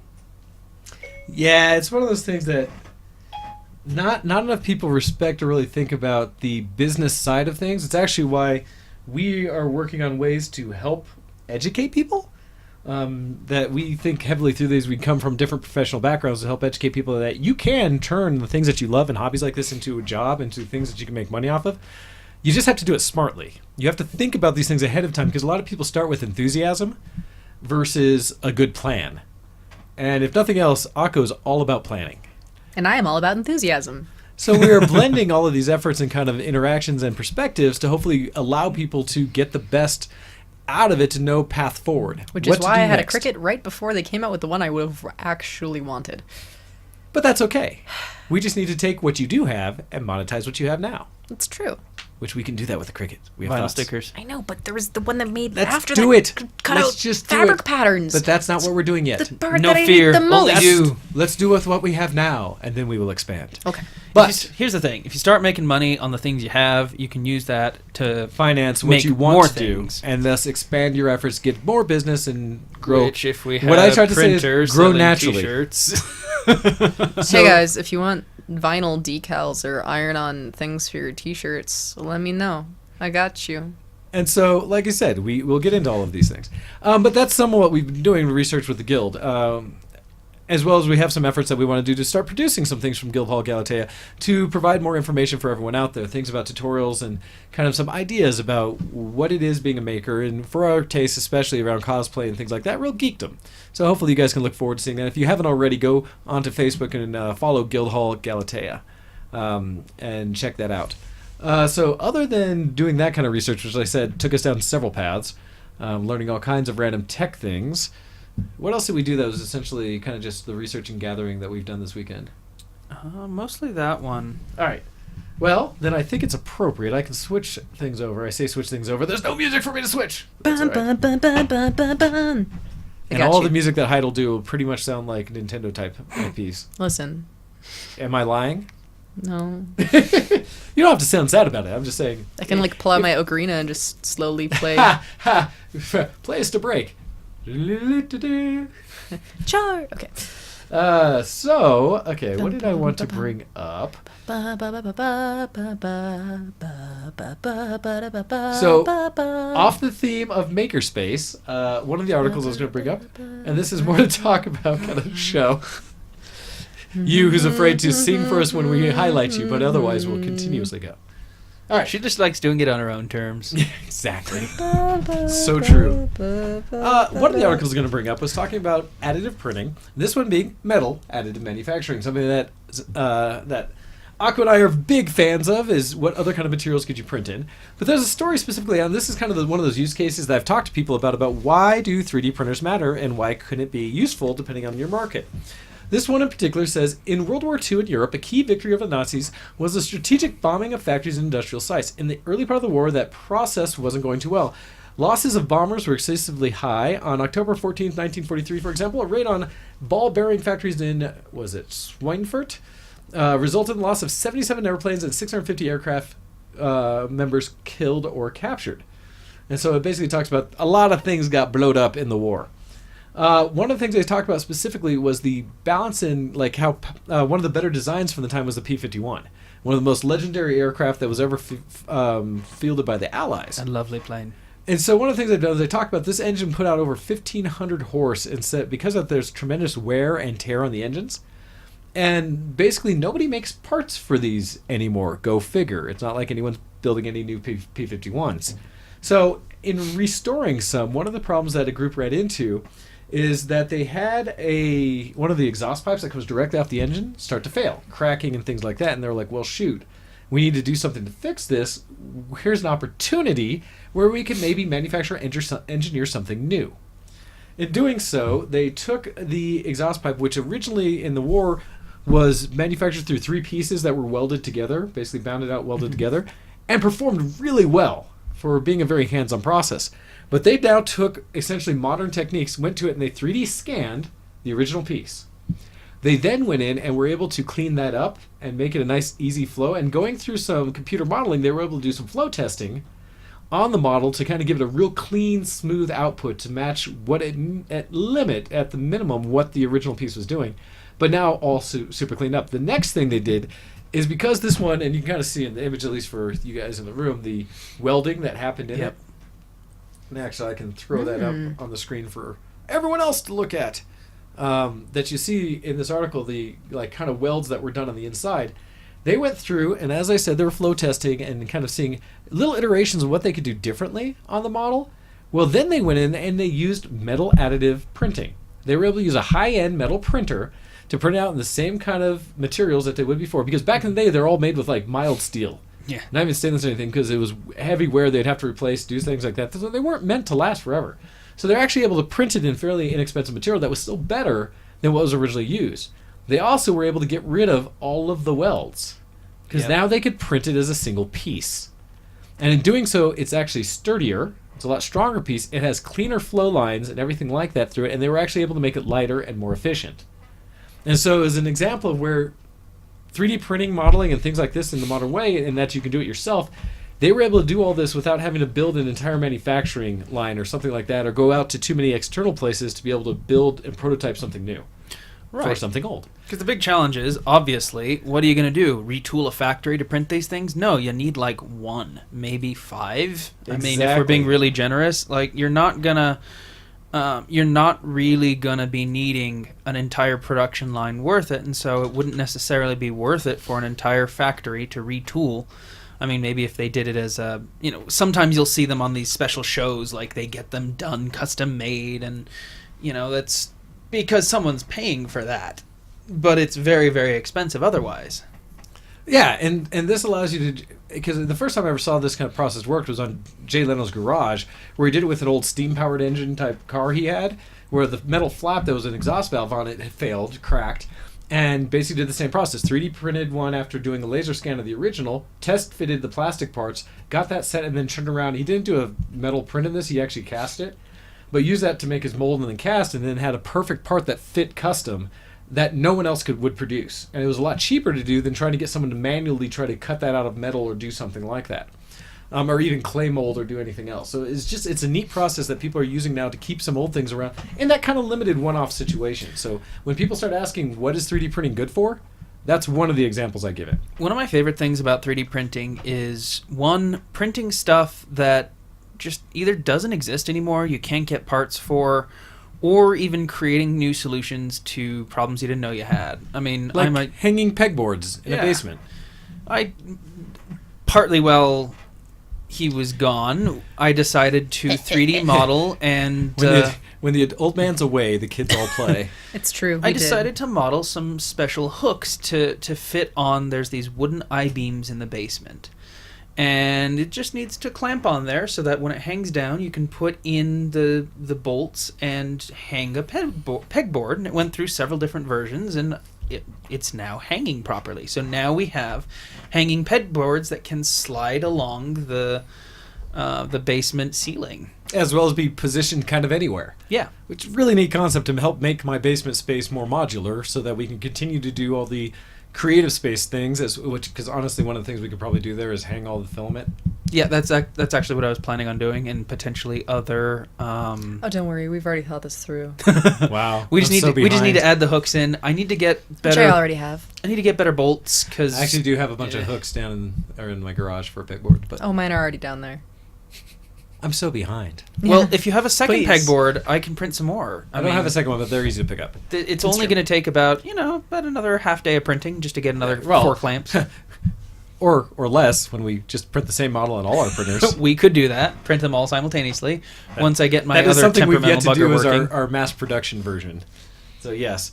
I'm excited for that to happen. So we are going to do a lot of prototyping stuff. If there's any kind of makerspace questions you guys have, please field them to us, because we're learning as we go, and we're going to hopefully start documenting it a little better so that you'll have more resources to kind of get a look into what we're doing. I do need to really get off my ass and create my large form vacuum form, because that's going to be a major piece of how I do Alphons, if I can do Alphons. Otherwise, I'm really going to have to be Scar or something real quick. But You say real quick. yeah. Do you remember that it took you 3 hours to have your hair straightened? Scar? No, not Scar like Lion King Scar. Okay. Scar from Full Metal Alchemist. Listen. No, 3 that's hours for for hair my straightening. that's for my Jason Momoana. Fair. That's going to be the next time that happens. Good. All right. I was gonna say, if anyone wants to be a bit of a part of the process, if you see any kinds of interesting machines going for sale, or businesses going out of business that have access to interesting machines, just let us know, and we'll be happy to take a look. We're always on the lookout for interesting machinery at a discount, obviously because we're self-funding it, and so yeah. Give us a lead in if you happen to notice any. Absolutely. We are always on the lookout for other kind of creator and maker items we can get hold of, trying to flesh out the capabilities of the Guildhall. All right, so I'm going to switch channels a little bit and start talking about games, because a lot of our geeks out here do like to play video games and actually have the time to do so, unlike me. So, one of the articles I found that I thought was kind of interesting, I'd love to get your guys' take on, is best games for offline co-op on the PC. That's a word I haven't heard in a long time. And the idea behind this is because, one of the challenges we live in today is because we're in an internet-connected world, a lot of companies have taken that for granted. That we're all connected all the time, anytime. Right, Hyde? I have a lot of feelings on this. So, my Targeted house... article. Yeah. So even my cousin lives with me and my parents, and it's great. We have really terrible internet out where I live. It's just way out of range of everything, and so when we do have internet, it's super slow. So both of us, along with him having his past gaming, being in the military, you don't have internet for that. So he doesn't like online gaming. He just doesn't prefer it, and I am incapable of doing it, whether I want it or not. No, you should really have some good offline co-op games still, and it's an interesting trend to notice that most games don't actually have that. Like, I've maybe played Overwatch once on another friend's computer. Well, also like the death of multiplayer on The death one of couch disc. co-op, Yeah. right? Couch co-op is the big thing that's gone away. And it's one of the complaints I had with consoles of late, because it's really started with like Halo 5. Yeah. On the Xbox and Microsoft, when they produced Halo 5, they specifically took out couch co-op, which is something that I had played every prior Halo with my cousin or this, or It's like not a brothers or LAN something party. like that, to be able to sit down together, do split screen, and go through adventure with it. And Halo is famous because you could get up to 4 people running around on the same disc, right? Same console. Then you network a bunch of Xboxes together and have a great LAN Well, party in the same. Heaven, Oh, man. yeah, which I've done. I Yeah. remember going to a house and we had like 6 or 7 televisions that people dragged Yes. over. Everybody with their Xboxes, and it's like that whole thing that an Xbox and a PlayStation 4 can have 4 controllers connected at once. Why would you do that? Oh, I don't know, to play with 4 people in the same room. But now they don't make any games that even Do really that. take advantage of that. Yes. All online, all the time. And so Which you because have to pay a they subscription realize for. that means that you have to pay a separate subscription fee, you have to buy the separate console and a separate Net neutrality license is dead, so for it. like all of these other things. costs. So the nice thing, this article focuses on something a little different. Places where it's still a thing. So That's nice. From that, Is that Minecraft I see? no, it's not, but this will be fun. Some of the ones that say, and as the article starts off, and this comes from GamerAnx.com, and it says, gaming is sometimes best enjoyed with a friend or two. There's a number of great video game titles that have launched which offer co-op play. If you're in the market for a new title to enjoy with a friend, then take a look at the favorites below. They start off with one of the ones that's been famous for being a very difficult but interesting hand-drawn game, Cuphead, Yay! which I still have not played, but I've seen played a lot. And they said Cuphead, developed by Studio MDHR Entertainment, is a run-and-gun platform indie title. Overall, the narrative follows Cuphead and his brother Mugman as they end up making a terrible bet against the devil. Losing the bet, Cuphead and Mugman are forced to give their souls to the devil, but it seems that our protagonist duo can save themselves if they go out and collect debts. So in this one, and they don't say specifics, but I know it's at least 2-player co-op on the same place that you can play together. Very cool. Another one, this is one that I have, and actually a lot of people in our group have around VTW. Broforce! Yes. Broforce is an explosive 4-player co-op platformer following a group of badasses inspired by action movie heroes such as Brohard, Rambro, and Indiana Brones. Players will be clearing out all freedom-hating terrorists as they liberate the innocent civilians. And this is one that I know I've played myself and played online with people, but I have not played co-op local, so that's really neat. It's a Oh, riot. because here's the other thing. It's not just co-op local in that you can be in the same room and yell and scream and have fun with people, but again, when your internets are an issue or not needing internet to actually play a game. What a concept. Screw you, Ubisoft. One that is interesting, but I never thought about, but I guess makes sense. Call of Duty Zombies. And this one specifically because my group of friends always avoided the zombies mode in Call of Duty. We just always played the multiplayer. I have played zombies once or twice, and admittedly I didn't know what the heck I was doing when I first started, so it took some people who knew better to kind of introduce me and say, oh, that's what you do. And it can be a lot of fun. I've only had a few opportunities, but great concepts there. And the zombies mode is nice again because now you're not playing against other people, you actually can play locally against the computer in co-op. What a concept. Man, I remember the death of... So the funny thing, bots. I remember bots in games, and that was... Yeah. The last time I remember Unreal a lot of Tournament. good bots. Unreal Tournament. What is had it? the James...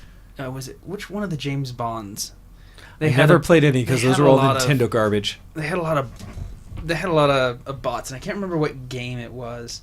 But I just remember it makes it special. When Well, so there's a thing, right? Because, and this is actually something to discuss about just what it means to have like multiplayer modes that you can have bots stand in for real people. And there's still, I think, a lot of games that do it. But I remember when they first came about, and I brought up Unreal Tournament because in the first, actually, it was probably an even Unreal that they first started before Tournament. The Tournament was just such a great multiplayer game where it was straightforward deathmatch type things, team deathmatch, capture flag, all the classics. But I remember getting so good at Unreal Tournament, because I was really good, that we finally turned all the bots up to insane. And I won't say that I destroyed them, but I could hold my own. And not just hate life the whole time. And that was something that my friend Andy and I, we were really good at Unreal Tournament. But I remember kind of cutting the teeth and getting to a point where you could start putting bots on higher modes.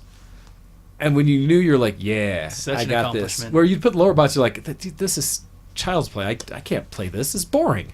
Or the first time you put in the hard bots and they're just kind of annihilating you. Like, Oh, yeah. No, oh, initially God. where it's like, this, you can't play like this. This is wrong. Of course, then you play against insane bots and then go back online.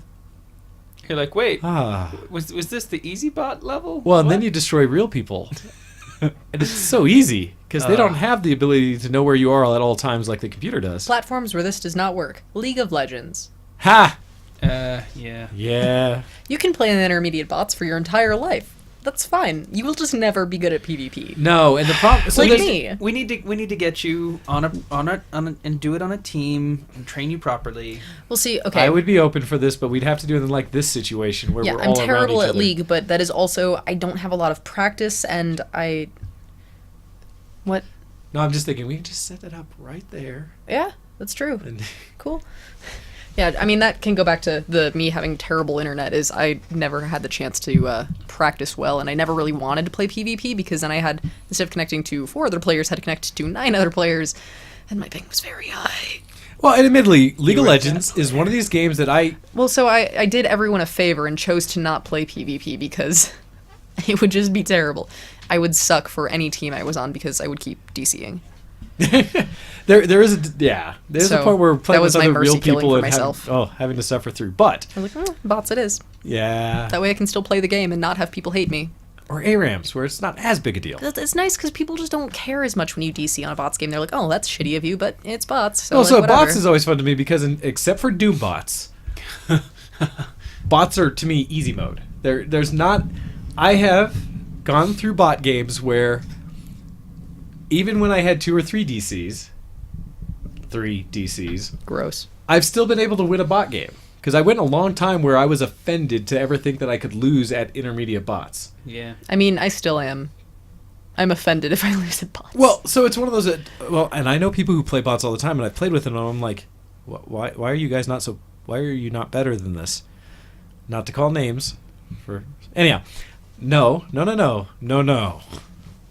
Much different. And people who play more, I'm a fan of overextending and getting myself killed. right? Oh, circle back. I'm the enthusiast. I'm enthusiastic. And enthusiastically Yeah. run directly into the line of fire.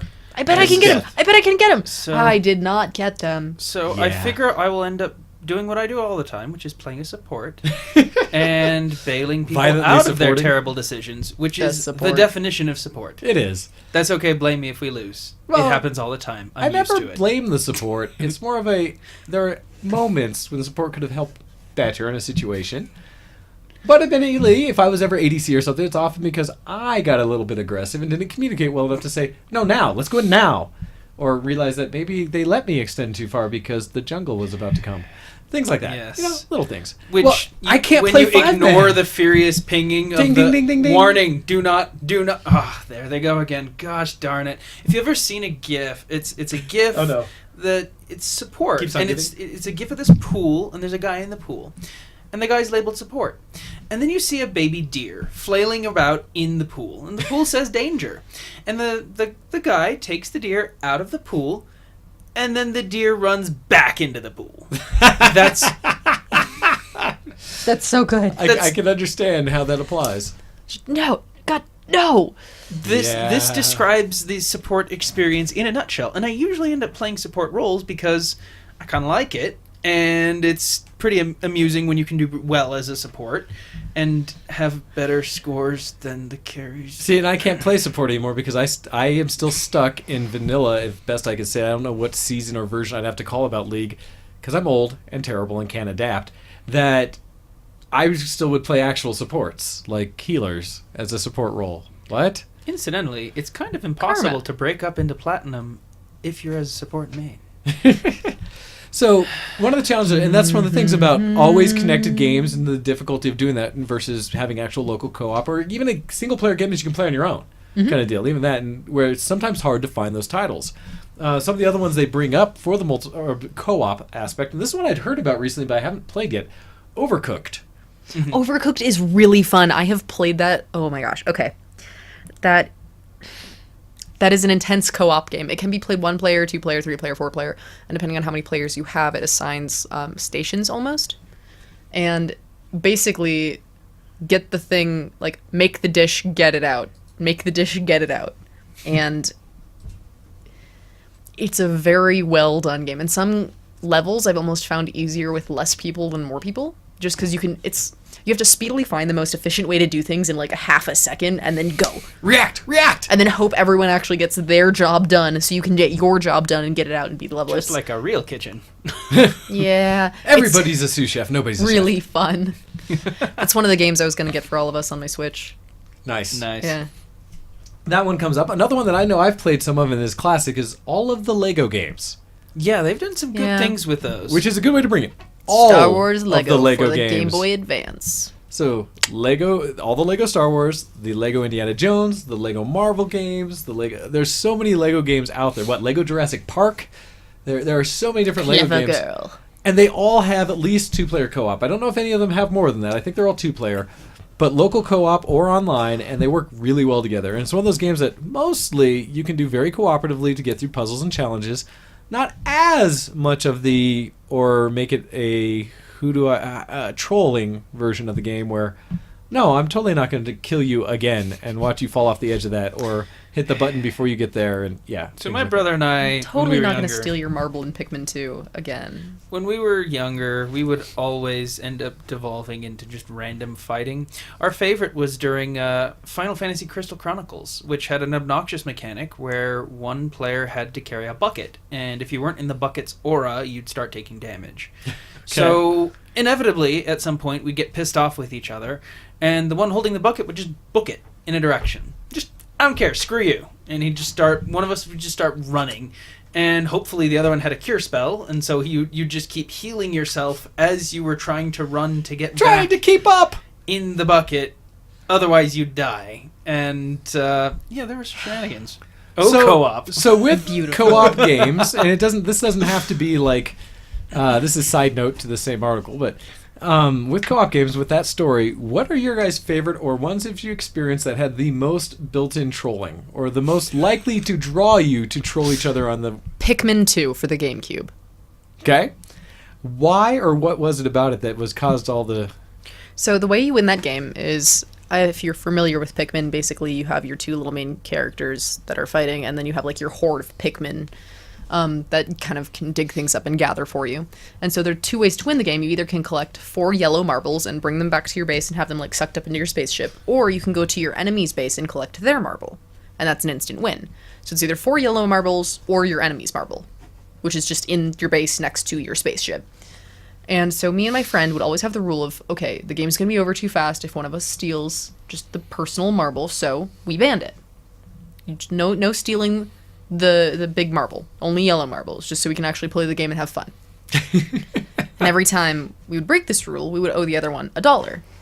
To this day, I'm fairly certain I owe Joey like $50.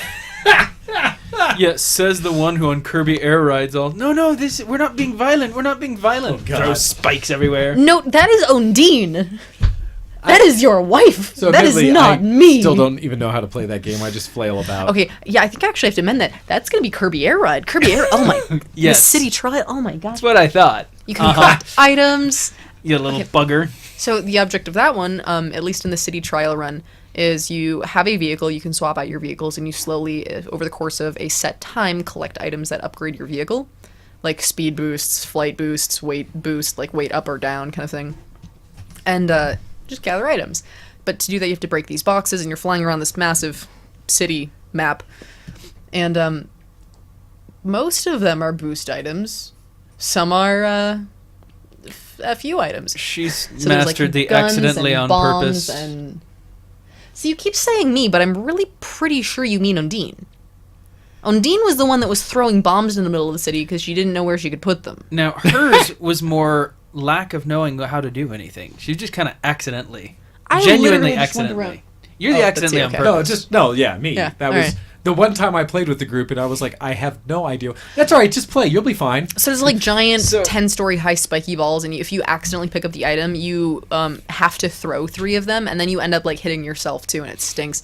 There's like bombs that you can just place on the ground, like time bombs. There's bombs that like take out half a city block. And Yeah. if you take enough damage, your vehicle explodes and you lose like over half your items.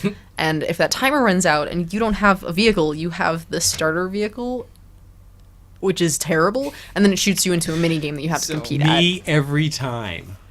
Oh, it was so good. That was the game that taught me the importance of there's only 5 seconds left. What's the worst that could happen? Ha!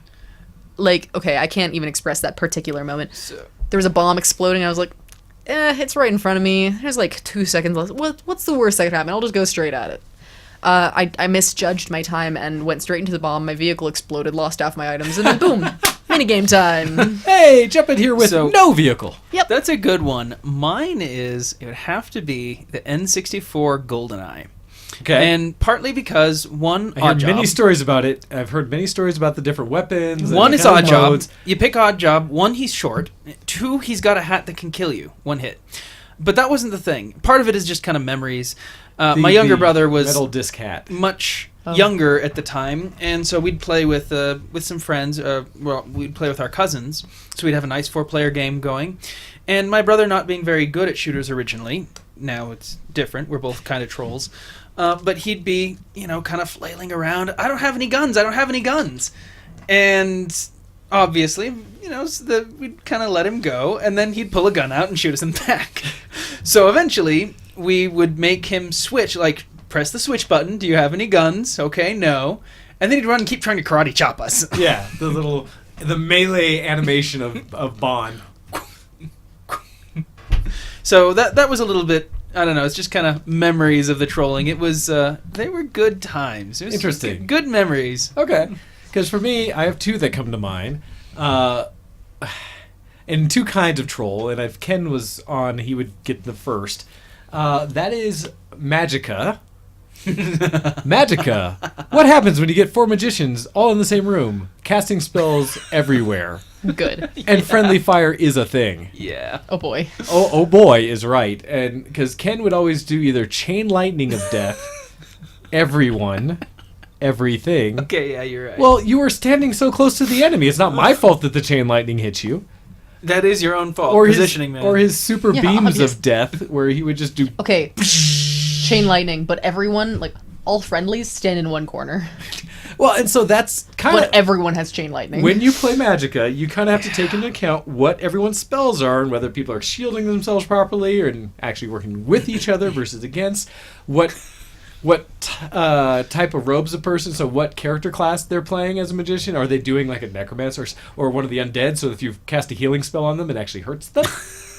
Oops. Versus certain death spells to heal them, kind of things. You just have to take that into account if you're actually trying to progress the game. Or if you're Ken, it's, well, if I kill everyone else, I get all the things. And so he does. Or like when you have to do puzzling things like freeze the lake or the water so you can walk across it. And then he casts fire on everything. And you drown. Thanks, Just Ken. so many things. Ken knows. And he'll just say that, well, you guys are just playing it wrong. Because we wanted to actually finish the game for once. So, yeah. To me, the Magic games are bad for trolling. Because the mechanic in it is you're casting massive death spells everywhere. And it will kill everyone, including your friends. But the one that I really enjoyed that was not, I don't think, intended to be a trolling game, but can turn into one quickly, was always the Sony, what's it called? Where you play a Sackboy. Oh, crud. Someone Was on it the Little- interwebs face. Little Big Big Planet. Thank you. Yeah. The Little Big Planet series, those games, because they all had, like, you get to... It would be normal, except that as you're going through the puzzles and stuff, there's little things you can do in the game, like hit a button to start a vehicle or something moving. And you could do it without waiting for everyone in the party to jump on. Was it 3 or 4 people? I think 4 people could play Little Big Planet together. There's at least 3. I think it was 4. You could have full 4 party. Local co-op or on the internet. So there's that aspect where you could just say, oh, we have to ride the skateboard down the hill, and so let's jump and hit the little gate. And, oh, you guys aren't here? Bye! And whoever's, like, the lead in the party continues, and everyone else gets thrown off screen. And if you're off screen for too long, You die. you die. There's You- yelling. you There is pop. punching. In addition, they have this fun mechanic in the game where you can grab things or people and such. And so when someone manipulate your environment a little bit. yes, and those around you. So one of the famous ones Weird. is when you would go to grab like vines and swing. Well, it's like, oh, you're jumping on the vine, and I'm like, well, I want to hit that vine, but I don't quite make it, but I grabbed you. and the next person, you have a chain of all of you like sliding by, which is fine. Until you have to get off the vine onto another thing and nobody else lets go and suddenly you get pulled down to your death. Yeah. Or things like that. Or if you do it really well, you do it on purpose so it's such that they get caught and then you let go and grab and they're falling. And you're like, oh, what happened? I'm sorry. You missed your jump. Oh. And you continue on without them. them. That game turned into a lot of Trollfest for us where it wasn't necessarily intentional at first, but again, devolving into. Does anyone remember the old game Lode Runner? Oh, God, yeah. Lode Runner was great. That one was a great troll Before game. your time. Yeah. Don't say that. Substantially. I'm a child. Oh, this is like Apple II Plus for me. Oh boy. Lode Runner, spectacular. And then the Mad Monks, which we could never figure out whether they were eating you or beating you to death or something. Oh, but there was too much trolling because one of the mechanics was you had this little laser that you shot down at your feet that would open dissolve pits. like pits in dirt. And as you could tell, there's a lot of trolling. Well, because with Lode Runner, or wait, was it Lode Runner or was it? Because there were two games that almost had the same name, and I was Because Lode Runner is kind of like a little bit of a platformer, a little bit of Okay, a puzzle, okay, chased sorry. by these monks in red. Yeah, okay. Because with the one you're talking about with the hitting the holes and everything, I remember specifically if you timed it right, they dissolve and eventually the holes would fill themselves. Yes. And so when you're playing the puzzle aspect of it, you would try to bait the enemies into them. Yep. As well as when they fell in the hole, for a moment they were stuck and they could climb back out if you didn't time it right. But while they were in the hole, you could run across them. Yes. And use them as a platform kind of thing. So it's a big puzzly aspect to it. And then it would close up and kill them. But at the same time, with these holes, you wouldn't get stuck. You'd fall through. Yes. Unless there was something underneath you. And so some of the puzzling in it was actually having to dissolve, so that you could fall down and dissolve the next 3-ish, because you couldn't get all 4 because you'd have one space over you can't hit. And then dissolve the next 2 to get the 1 so you could actually fall where you needed to fall to get all the like diamonds or whatever it is you were Get picking the up. keys and Yeah. And so it's really neat classic puzzler game that had this aspect of just running around. And initially it wasn't multiplayer, the very early versions. right. Eventually, when they redid it, they added multiplayer to it. And Yes. Wow. old. I know. I could see where that one would be all kinds of trolly. Some of the other games just that were mentioned on this list for co-op are Sonic Mania, which is the newer Sonic that I have not touched. Rocket League, which everybody loves, Carball. Yeah. Rocket Carball is amazing. Everyone should have it. Portal 2, which Yeah. is fun, although one of those ones that I've not ever... Have I ever got to fully play multiplayer on Co-op it? is I'm weird. not sure. It's kind of fun though. But the co-op's a lot of fun because multiplayer puzzling. Let's see. This one I haven't done multiplayer, and I don't know if I actually played this one. Lara Croft and the Temple of Osiris?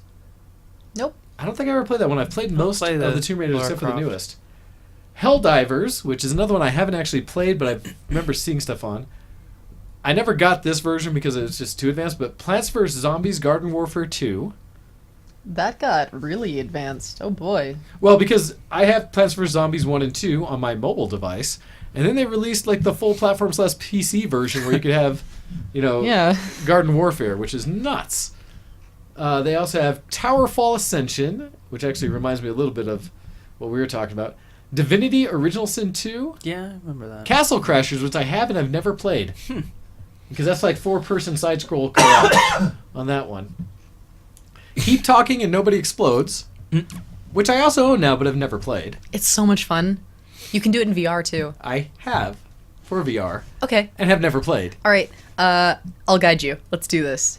Okay, so I played that with my cousin for the first time when he was fresh out of the Marines, and he's like, "This would be the best team building exercise ever." Oh my gosh. Basically, you have to walk someone through. You can see the manual, and only they can see the bomb, and they have to walk you through the various modules to. What they're seeing, so what they can do versus what you have to guide them to do. Yeah, and so their description, you have to guide them through turning off this bomb before it explodes. Nice. Enter the Gungeon, which looks like an old dungeon crawler. The Oh, dear. Gungeon! That's also a really good one. Okay, so experience there. That was procedural generated levels, so it sounds like one you could play forever. Fun. Rayman Legends, Okay. which the Rayman series. I don't think I played that one in particular. No, I that's haven't. I've never actually played a Rayman. I've seen them and I know about them, but I've never really played them. I don't have as much experience with any of the Raymans, but I have not played that one, I know. Gotcha. And then, so those are the lists they had. Adamus brought up and said, yep, Enter the Gungeon. Was it Neurovoider, Crawl, Nidhogg, Rise of Rain, and the Rayman games. So some of the same that were on this list, as well as a few others. Okay. And that's the thing. I think everyone's had some kind of co-ops that they've really sat down and played. And I know there's a few that I want to sit down and play with. It's just like everything, even when it's co-op, it's getting schedules together so you can actually play games. And that's been a challenge of mine because, again, I don't know the last time I actually sat down and really played with anyone. Damn it. Well, we did do some of those party games. Well, the Jackbox That were games, fun. Jack TV and stuff, those are Those are tons of fun, which is also a type of co-op play where everyone's sitting around. Because I do really love couch co-op, being able to sit next to the person you're gaming with and really enjoying it. And it's funny because there have been more PC games that have actually started allowing that versus console games that have been moving away from it. Which is bizarre because that was ordinarily, I mean, like one of That was the bread and butter. the That's whole why you would point of still the have a console. console, right? That's why I still have an Xbox One, and it's specifically for Rock Band. Well, because there's something special about just, setting some time aside with a friend, and just kind of seeing how they react and you reacting, and they do something jerky and you smack them, and then you do something jerky to get them back and they hit you. I mean, it's just a great time. Exactly. Nothing's, like you said, team building, but in the sense of friend building or such. Yeah. All right, changing pace, and no, that is a lot of fun, and I do love co-op play. I still like competitive, or just generally like go beat people's faces, because I've always said that about FPSs. I much preferred like straight old-fashioned deathmatch and King of the Hill kind of things, where it's like I'm better than you versus co-op aspects. But I do love a solid co-op experience. I really do. I should get us all Overcooked because that's a good one to have. And I'm pretty sure, I know I saw it on sale a little while back. And that's the thing. I'm always down for finding sales because that's the best way to experience things. My Switch isn't here, but What? neither's my computer. Uh-oh. Again, can Sounds solve like- these things. But Party at Hyde's house. oh no. So last, I think Tragic. we'll see time-wise, but this might be our last article for today as this slowly opens up. But talking about stuff that Akko and I tend to follow and bring up. And this is that, it's not too old, this is just a week ago or so, but everybody hates Ubisoft's new Ghost Recon Wildlands and Rainbow Six Siege loot boxes. This again, which is also, I mean, not on this article directly, but that comes with a companion that EA is going to be adding microtransactions back into Battlefront 2. This is an across-the-board thing, again, in case people weren't following it. God, these companies aren't going to learn. Loot boxes are terrible, people. Well, paid-for loot boxes and loot crates are terrible if there are ever anything in it that affects or changes gameplay.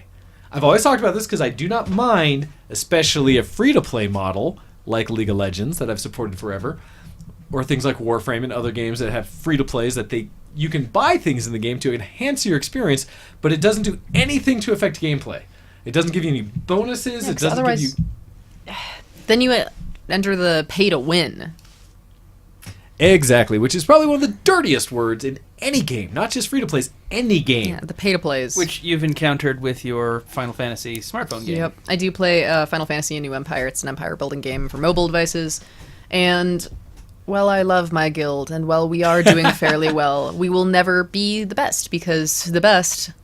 Okay, so each module you get, the first time you purchase something in game with real money, it's $5.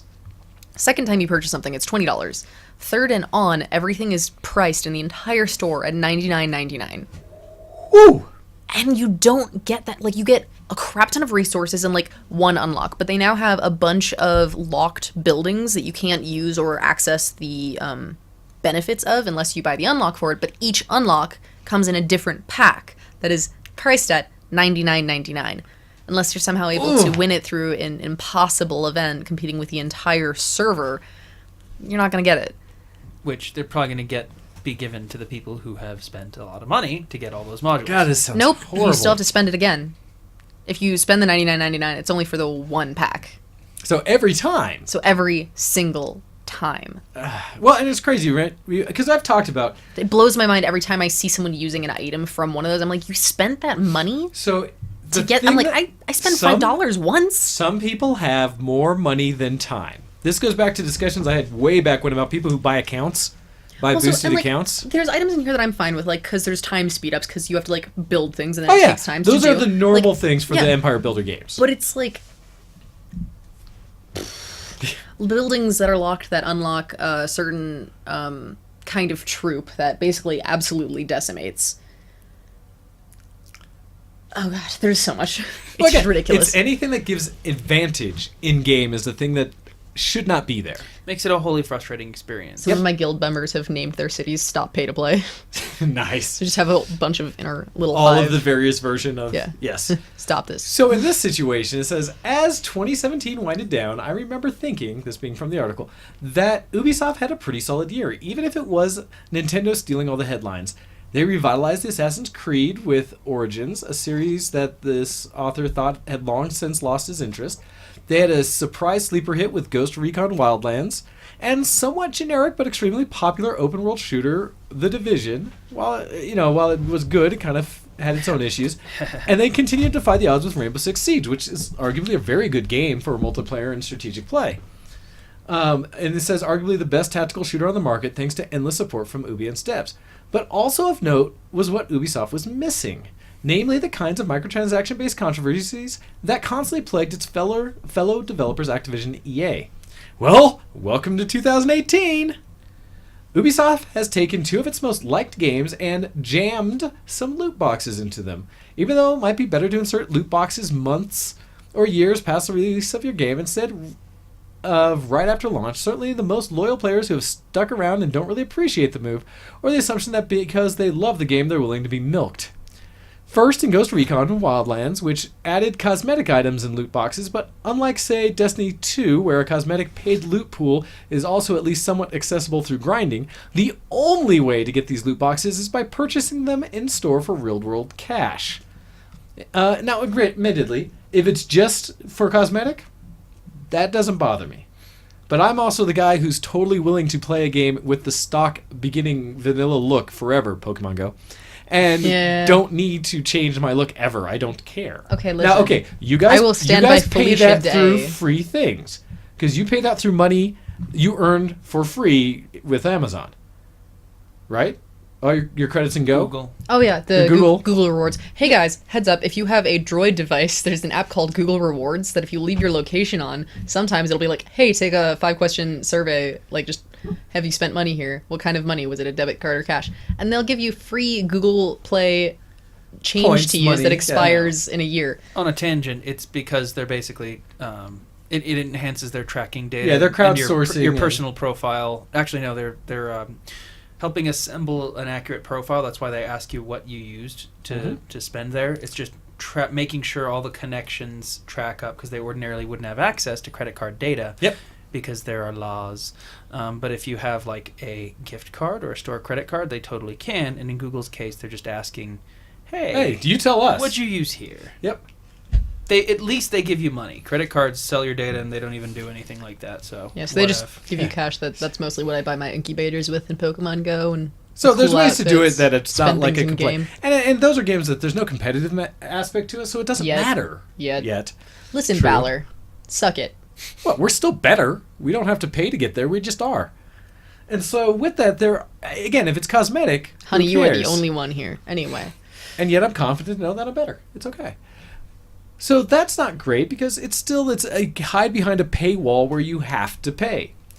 Now when it comes to Rainbow Six Siege, the issue is a little more complicated.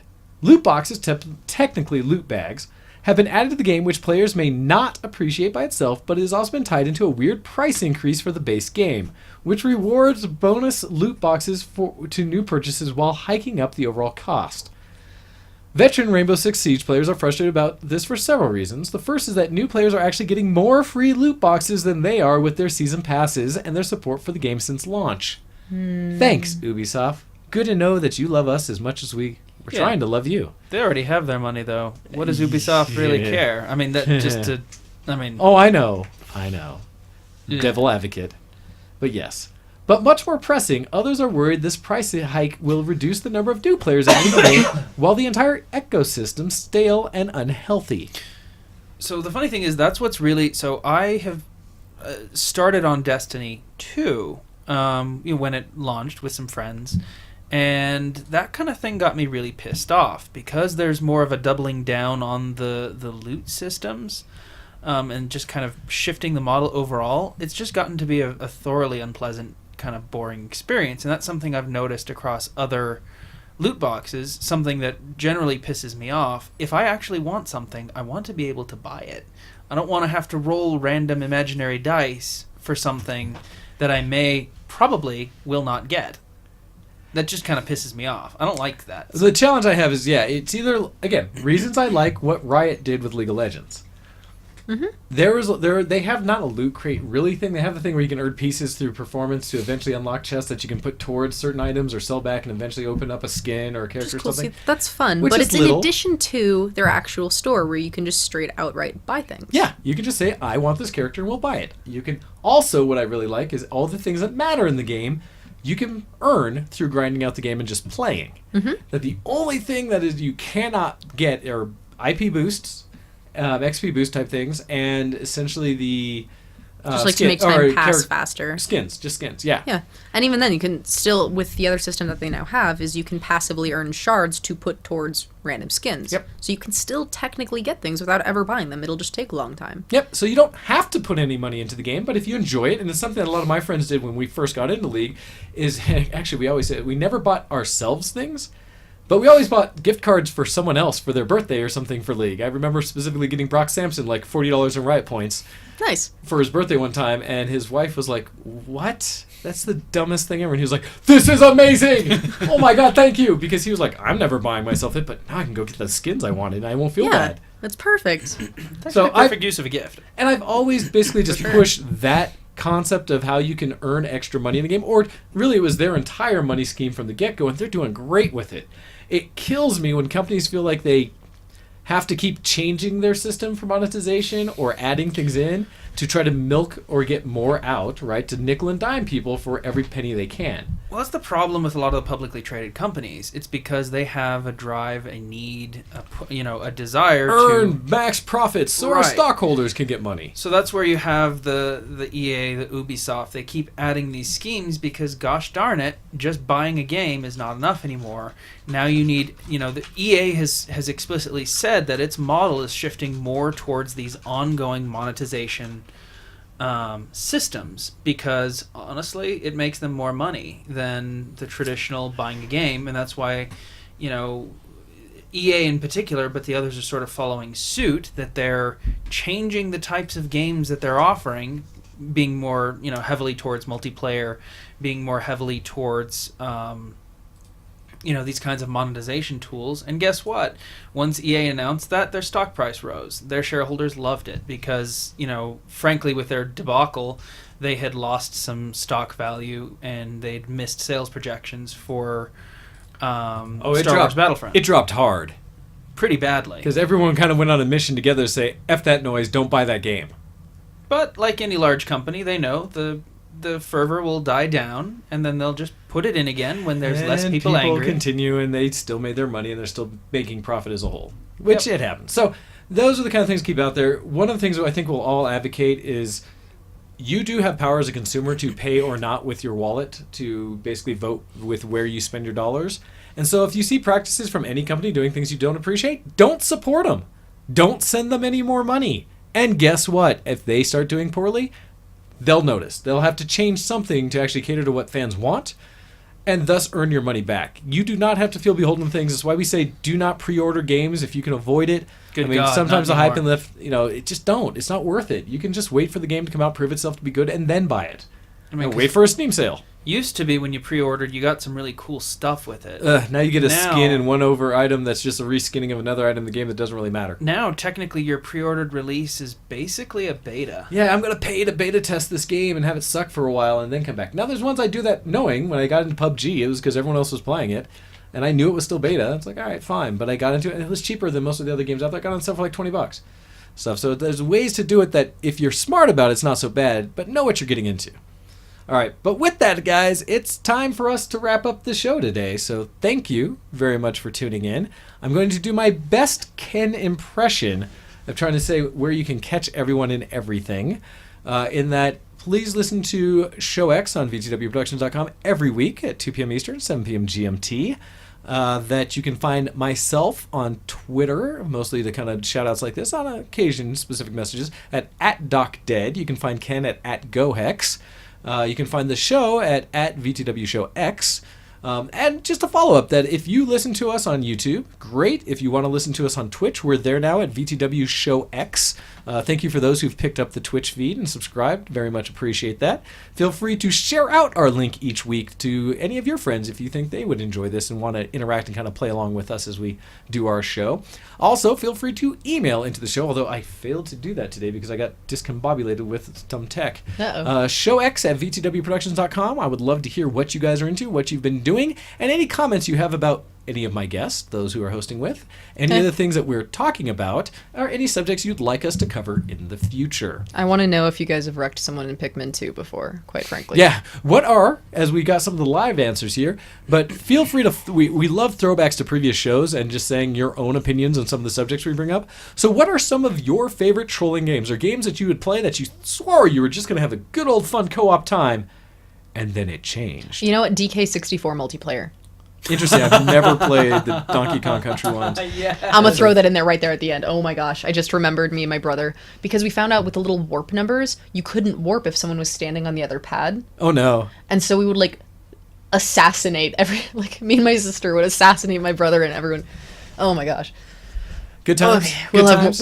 we'll have further discussions about this. Nice. Also, want to throw another shout out for our art contest. And so if you go to the forums at vtwproductions.com and click on the forums link, you can jump into the art contest. It's free, and it's just a matter of us taking a few topics that Ken comes up with each contest and to say, share your artwork, share your creativity, be it prose, be it poetry, be it photography, anything that you create with your hands, such like that. We've had lots of really interesting submissions over the years, and so we'd love just to see what you have creative. Throw it in there so we can kind of put together and see what our community is doing artistically. But with that, you've been listening to Show X on VTWProductions.com, and we will catch you again next week. Want to huge shout outs to Akko and Hyde for joining me in the show today, as Ken is off doing work things.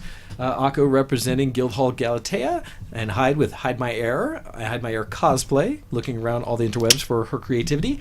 But thank you guys, and we will see you again next week, hopefully with tech further sorted. So thanks everybody. Catch you later. Bye. Bye. As I try to now ease us out without